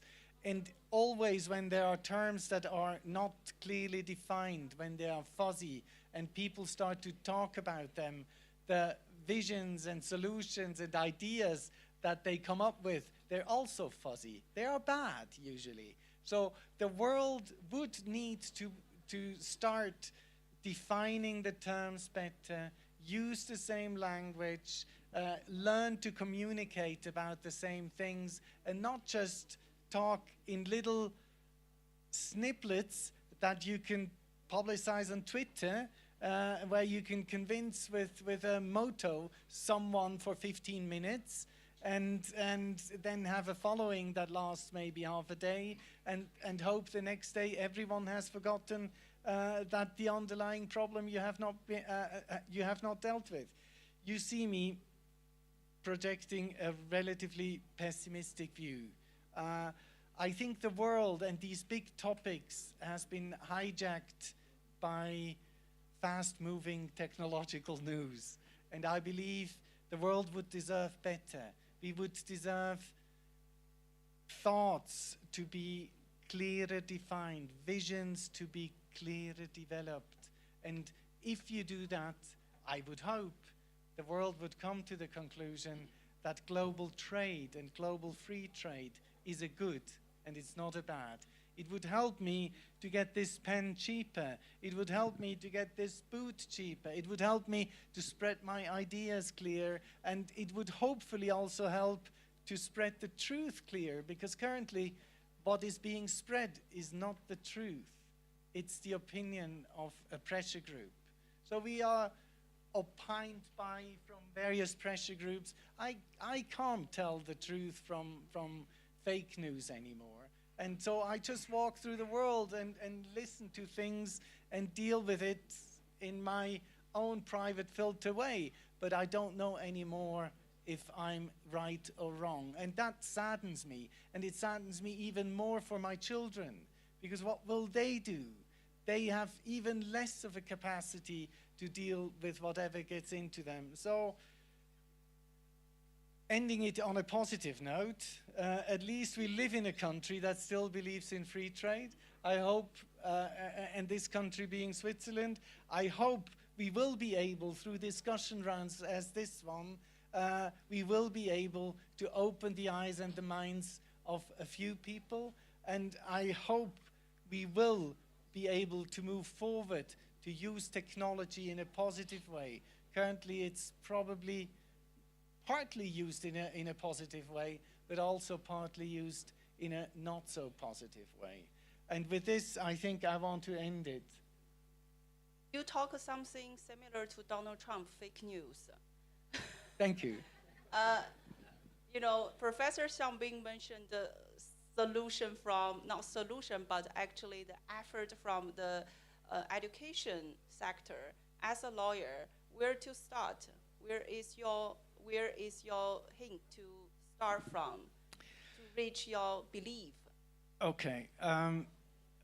This is a very, very heavy question to a lawyer because if you look at how the law in the Western society is built up, then initially the most important aspect of the law is usually the Constitution. And the Constitution defines the relationship between the individual and the state, the government. Because the government has to have a reason why it is the government, why it is allowed to rule, why it is allowed to punish, why it is allowed to collect taxes. And on this Constitution, all the other laws are based. And if you now look at modern society, you come to the conclusion, my usual interaction with the state is not so big anymore in the Western world. My daily interaction is much bigger with my employer, or much bigger with the large company. And so there is a line of thought in me that says we should rebalance the Constitution. We should have companies and rules about companies in there, because some of these companies are more powerful and affect my life more powerfully than my state. Because my state, my government here in Switzerland, they keep quiet. You know, they don't observe me every day. If I fulfill my duties, it's fine. But some of these companies, they observe me every day. They know every little dirty secret about me, and they do with it whatever they want to. So in some ways, there would be rules needed to deal with my relationship with some of these very, very powerful companies. They could be food producers, they could be data collectors, they could be my shopping mall that knows every little move that I do nowadays. So in that respect, coming back to this, what should we do? I think we should do a basic rethink, like a reset button, and say these traditional rules, the traditional fabric of how we define the laws should be rethought. I'm not saying I know the answer and I don't have the solution, but I think the world is ready for a basic remix. And we are in a time where these remixes could be done and maybe should be done. Yeah, thank you. I think if it was me, I would suggest all the lawyers, all the legal education students should start learning technology and data science. Because currently every one of us carrying capital, which is data capital, technology capital. We are not in the past century, 1950s, that property is capital, but every one of us, every data we we create is capital. So everyone is very rich in this house, that means. And then from the technology perspective, how to define the new constitution, how to use properly technology, how to develop a moral agorism would be a biggest question. I would give this question to Toxin Law. Maybe you can give us some of the inspiration, insights. Not sure if I'm, thanks very much, Ying. I'm not sure if I'm able to give any inspiration, but the reason I'm not a professor is I dropped out of school. Very simple. And I decided to pursue my own education, the real world education, and I was lured by money. I became an investment banker in the City of London. But I've been covering technology, mobile communications, since the early days. In fact, in '87, when we were still in the analog environment, when the mobile phone was a brick. We weren't even close to 1G then. We're moving to 5G. But let me just start with the technology, and because something has really opened up recently, and I just noticed Huawei is a few blocks away from here. We're going to see a fracturing in what I would call a leapfrog technology. It's a leapfrog technology. 5G, where it's implemented, is going to redefine the world in which we live communicate, interact. I hope not go to war, but I hope never will that happen. Perhaps make peace. And this wouldn't have happened without 4G, so while we take these things for granted. So there's going to be first thing I want to mention is there's going to be a bifurcation of technology, whether we like it or not. And this bifurcation is coming because there are two unnatural bedfellows. The US, with the #1 country proposition, and China, with its very well defined, very well articulated 2025 Made in China program. These two actually are not, as I said, natural bedfellows. Of course, my next question is, where is the largest trading bloc in the world, the EU, going to stand in all of this? Now, while we talk about all this, just want to go back to the Belt and Road Initiative, because we are dealing with this right now. Don't forget, there's 6 corridors in this BRI. We just tend to extrapolate a few lines. And it's going through terrain we're not familiar with, where there are issues with food, sanitation, and water. I'm not even talking about electrification yet. And by the way, electrification is going to be 50 to 60% all the capital expenditure that's going to go into BRI. So note that's going to be the case. A third of that's going to go into transportation, which is also natural. The one that's moving fastest, that's attracted the most investment for now, is Pakistan. The Pakistani corridor, partly because of geostrategic reasons, has moved very fast. There's some that are going to be clogged a bit. Maritime routes will get into certain disputes, particularly in the ASEAN, the South China Sea area. So it's going to be a very lumpy, don't think of it as smooth Silk Road. There's a nice railway line that goes from Chongqing to Duisburg, which now, thanks to our Gotthard basis tunnel, has linked it right up to Lombardy, or the ports of Italy. So we do have the basis of actually quite a few channels. But within this corridor, we're going to have technology issues, human resource issues.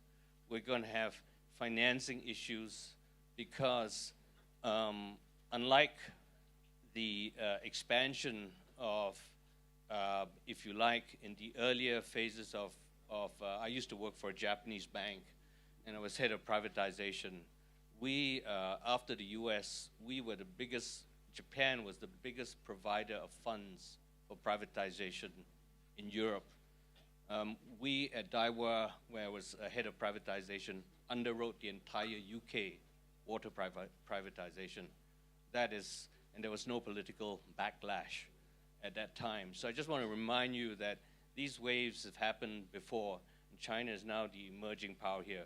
Now, tech divide is very interesting because we're actually at the cusp of a next wave. 5G is just an enabling platform. Don't get too obsessed with 5G.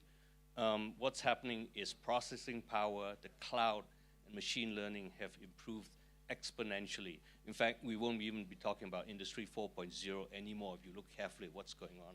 Right now, if you really get into the guts of it, we are moving well beyond just simple, if you call it dual track loop, feedback loop, what you find in an Airbus autopilot. We've moved way beyond that. We are going to see really a divide, firstly the divide coming from the clash in technology between two superpowers, two super players.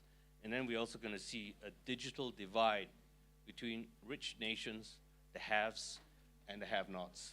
I think that's really very interesting. In Switzerland, we're going to be very lucky because we'll have the 5G network across, other than in some of the more mountainous regions, but we're a wealthy country. Many countries will not be able to afford anything quite close to this. There will have to be enabling technologies. Now, how has China solved it? Don't forget that part of BRI is space. I've actually become very interested in space recently, and China has integrated and incorporated space as part of Belt Road Initiative. So it has launched a satellite for Ethiopia. It is providing SATCOMs to some of the countries along the BRI, because the question that arose was before you even have any integrity of the system. How do we communicate? How do we get materials? What are the logistics, etc.? How is that all happening? How is China engaging with the rest of the world? It's engaging in a rather unconventional way.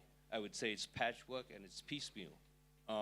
So I think this digital divide is going to be a big topic. The tech divide is going to be very interesting. I am not suggesting that both are going fully their own ways, because at the end of the day, they feed off each other. And so it is going to merge in some areas, separate in other parts as well. So that's my 2 cents worth of. Thank you very much. Let me ask you a question. 2 days ago, European Commission issued a decision that all the countries need to use European telecommunication infrastructure product rather than made in China product, like Huawei product, even though the price is much higher, the efficiency is much lower in order to build the 5G infrastructure.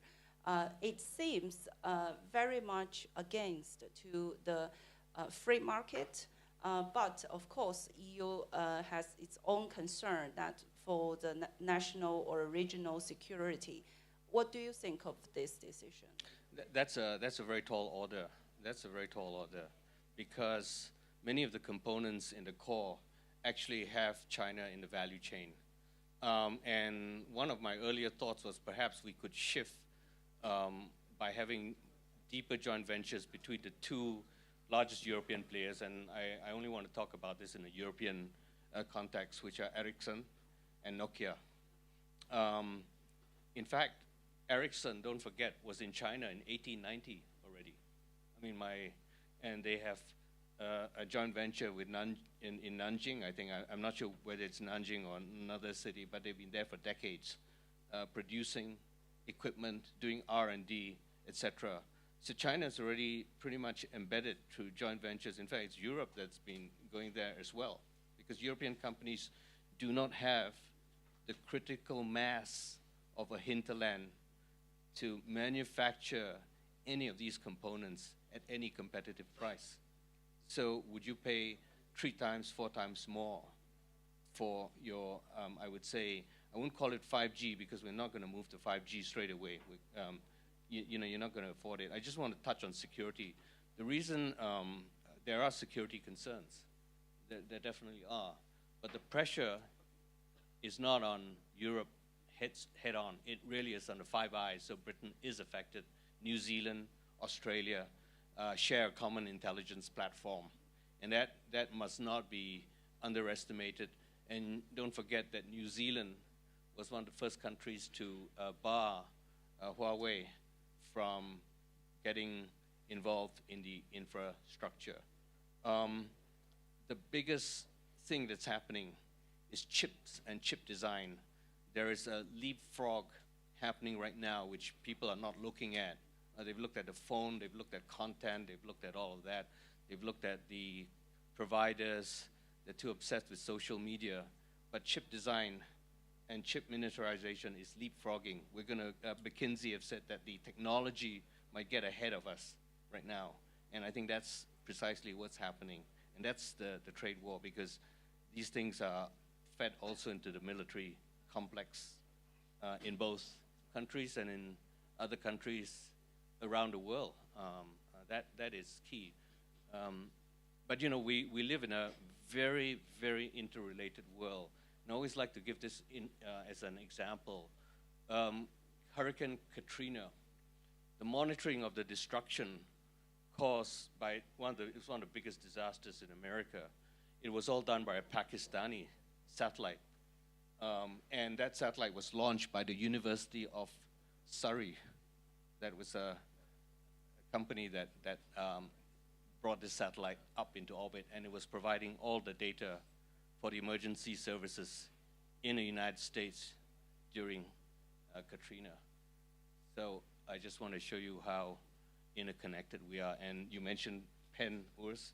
A pencil, I think, is a product of 30 countries or so, your basic pencil. Okay, thank you. Let me quickly move to the next speaker. Not yet.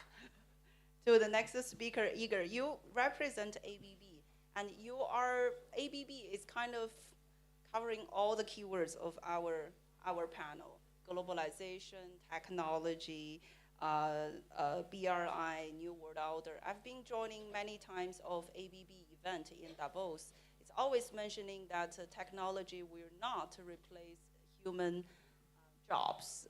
And also, when I go back to China, even in my hometown, second-tier city, in a very secret corner, I also saw ABB. So ABB is everywhere, really globalized. And currently facing the technology dispute and also the trade dispute, trade war. What is the situation in ABB? And what is the concern and challenge and your solution of ABB? Yes, thank you. Yes, ABB is a really global company. And as I have already said, we have about 100 representations in the world. And globalization for global company, it's really good stuff. We like globalization. But if you look into reality, that's where we are today, we don't see global tendencies in the regions where we are working. Again, just to be more precise, I come to Caspian region. In the Caspian region, we have quite clear two tendencies of two type of countries which accept globalization and others not so much. For instance, small countries which don't have capacity to produce high-tech equipment, they are quite happy for globalization. They open borders, they invite big market players, and by this they develop competition. And by competition, they have decreasing price level. That's what they want. Look at countries bigger size. For instance, Russia, Kazakhstan, or even Uzbekistan. They don't open completely borders. They're trying to develop some I'm talking about high-tech equipment by themselves, and trying to offer it locally, first of all, and even outside. And by this, of course, the questions of globalizations, accepting them by different way. They don't accept that prices from ABB, for instance, are high, that technologies from ABB are much better than, for instance, in Russia, especially for electrical equipment. And electrical equipment, Russians are quite well developed. That is why global companies have to adapt their policies, global policies, probably to not to each country, but at least to the regions. Today we don't see this a big tendency of globalization everywhere.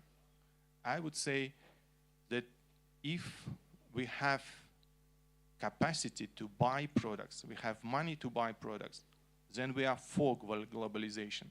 If we don't, then we are against of that, because we need to do something by ourselves as well.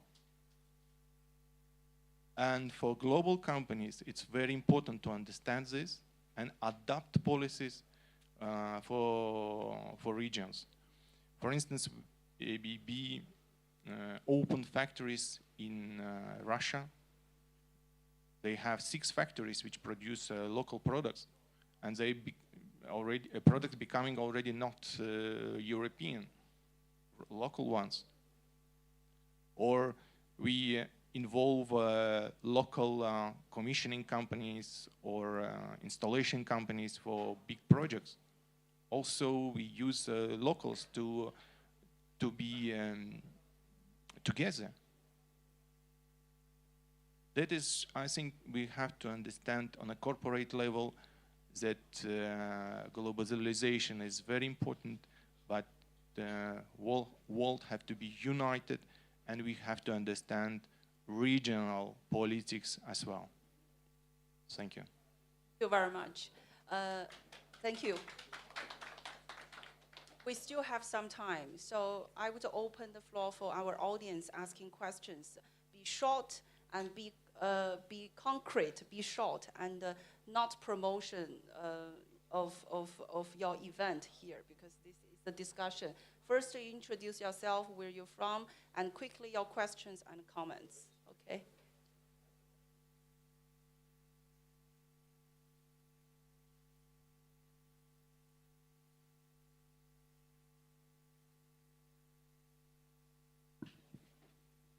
I have a question for Professor Xiang. My name is Yue Chou. I live in Geneva, where people would consider it a rather dramatic statement to hear what you pronounced the post-WTO era, yes. In your view, is there any way still that we can bring the US back into this multilateral world? We can think about the advantage for the America to go the bilateral way, but the world is also made up by surprises. Sometimes there are unpredictable consequences of that.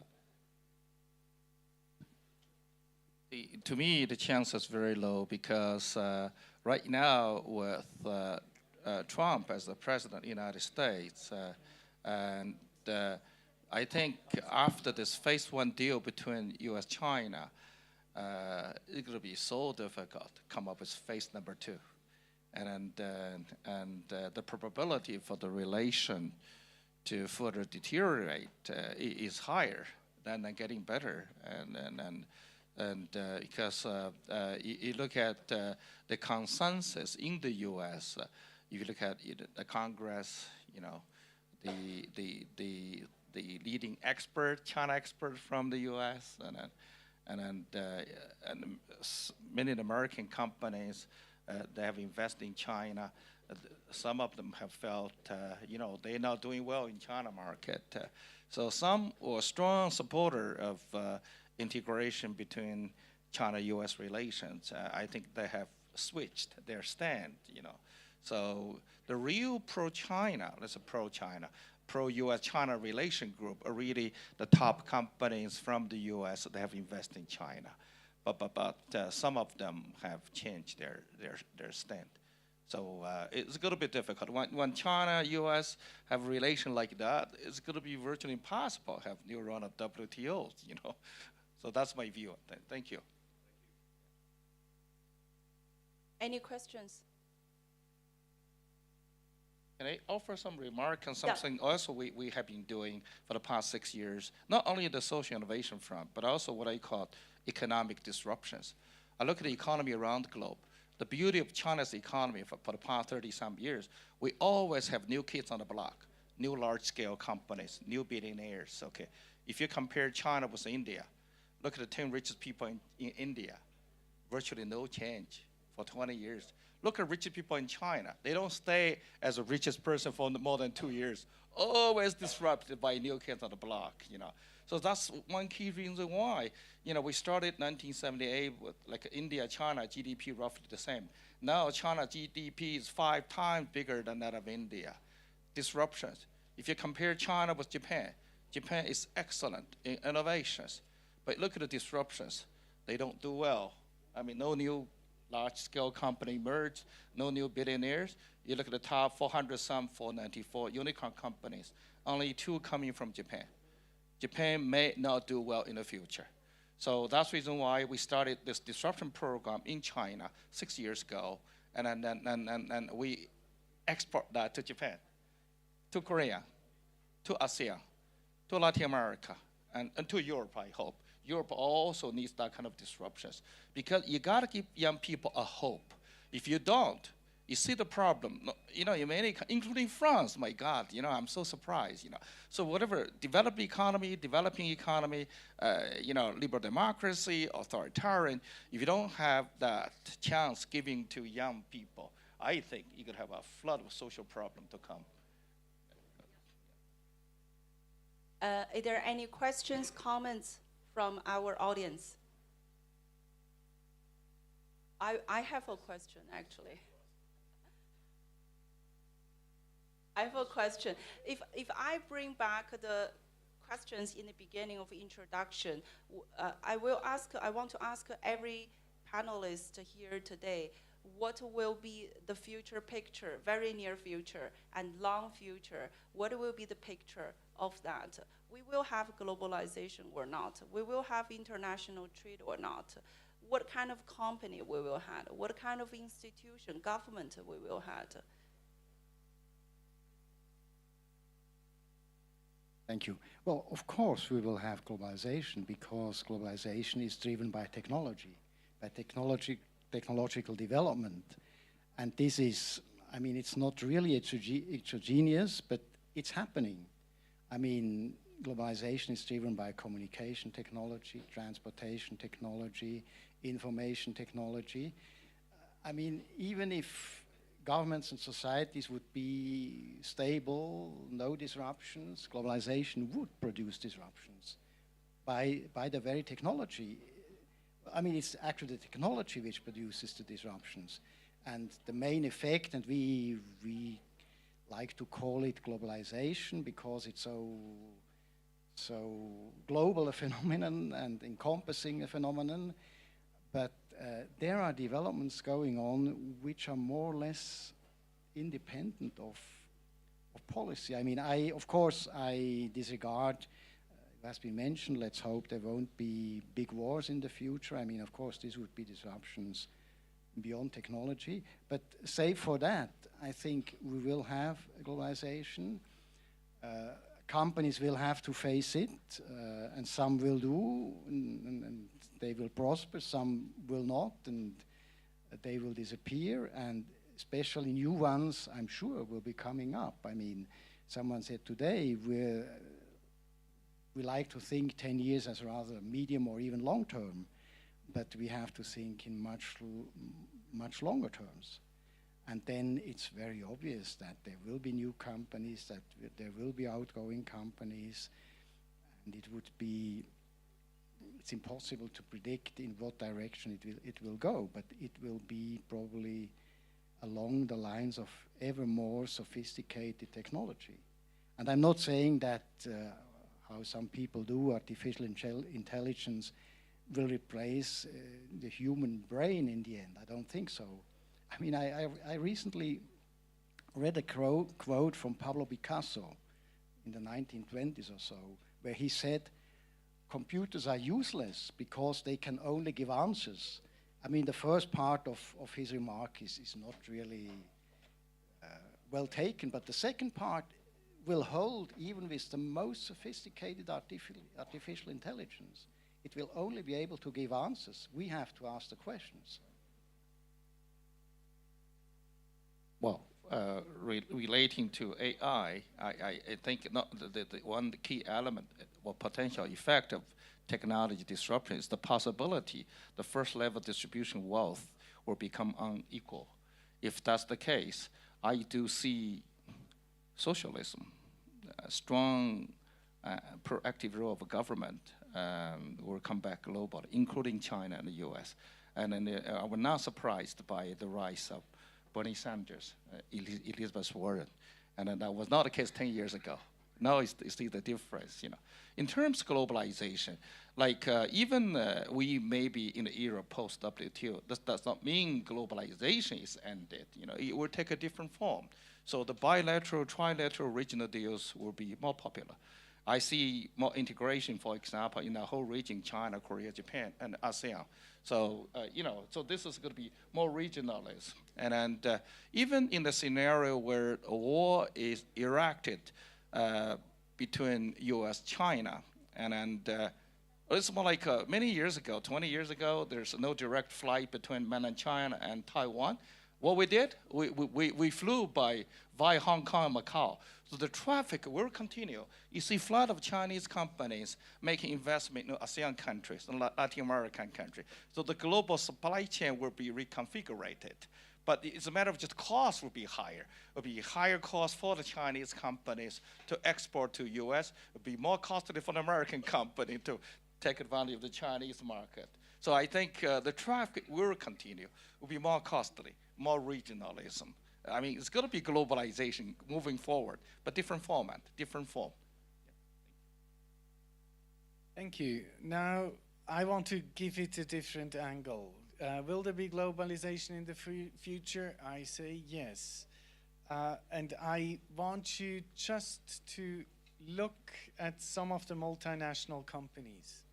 And then you might also see what kind of taste that globalization will have.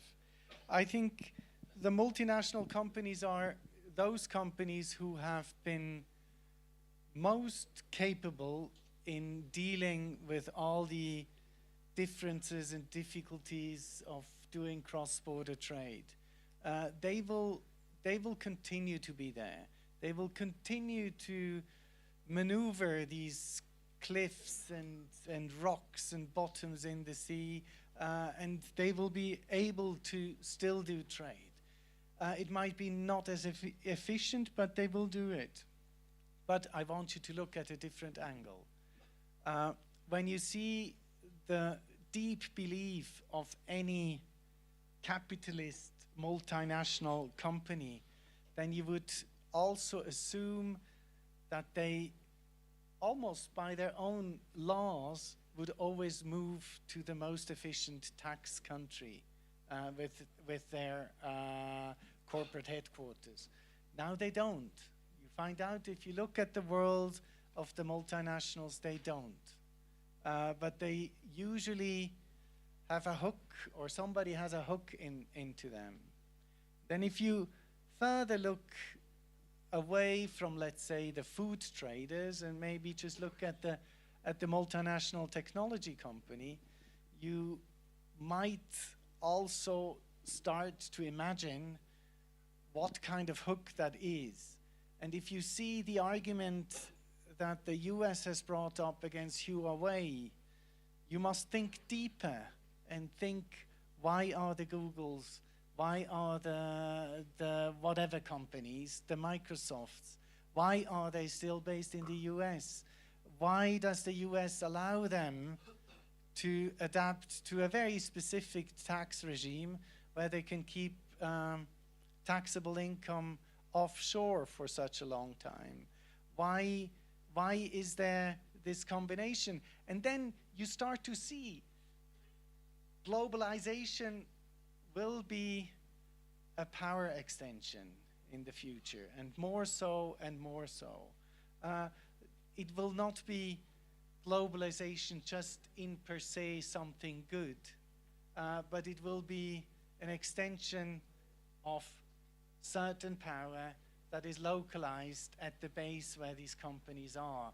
So to a certain extent, it might be right that we are suspicious of TikTok, but to the other extent, it might also be right that we should be suspicious of other companies.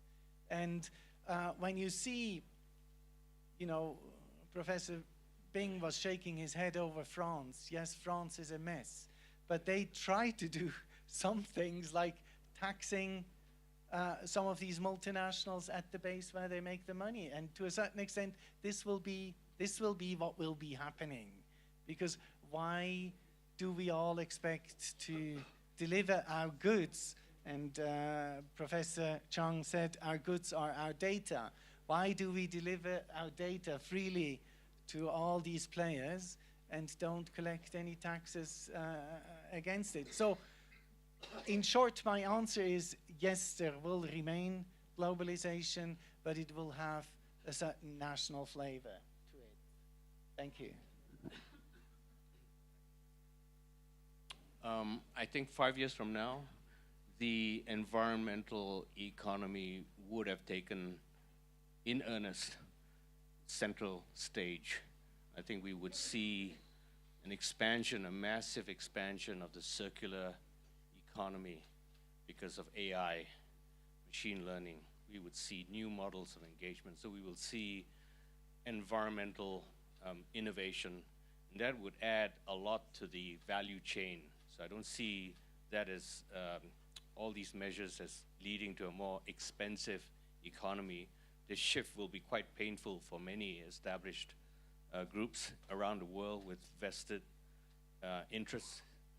The other thing I see, which is very interesting, is I've been spending the last couple of years advising millennials. I'm humbled by their energy and their vision, the set of values, their views on risk and return, very different from what we are used to, and also the Gen Zs. And I see cross-generational divide stronger than before, empowered more by social media.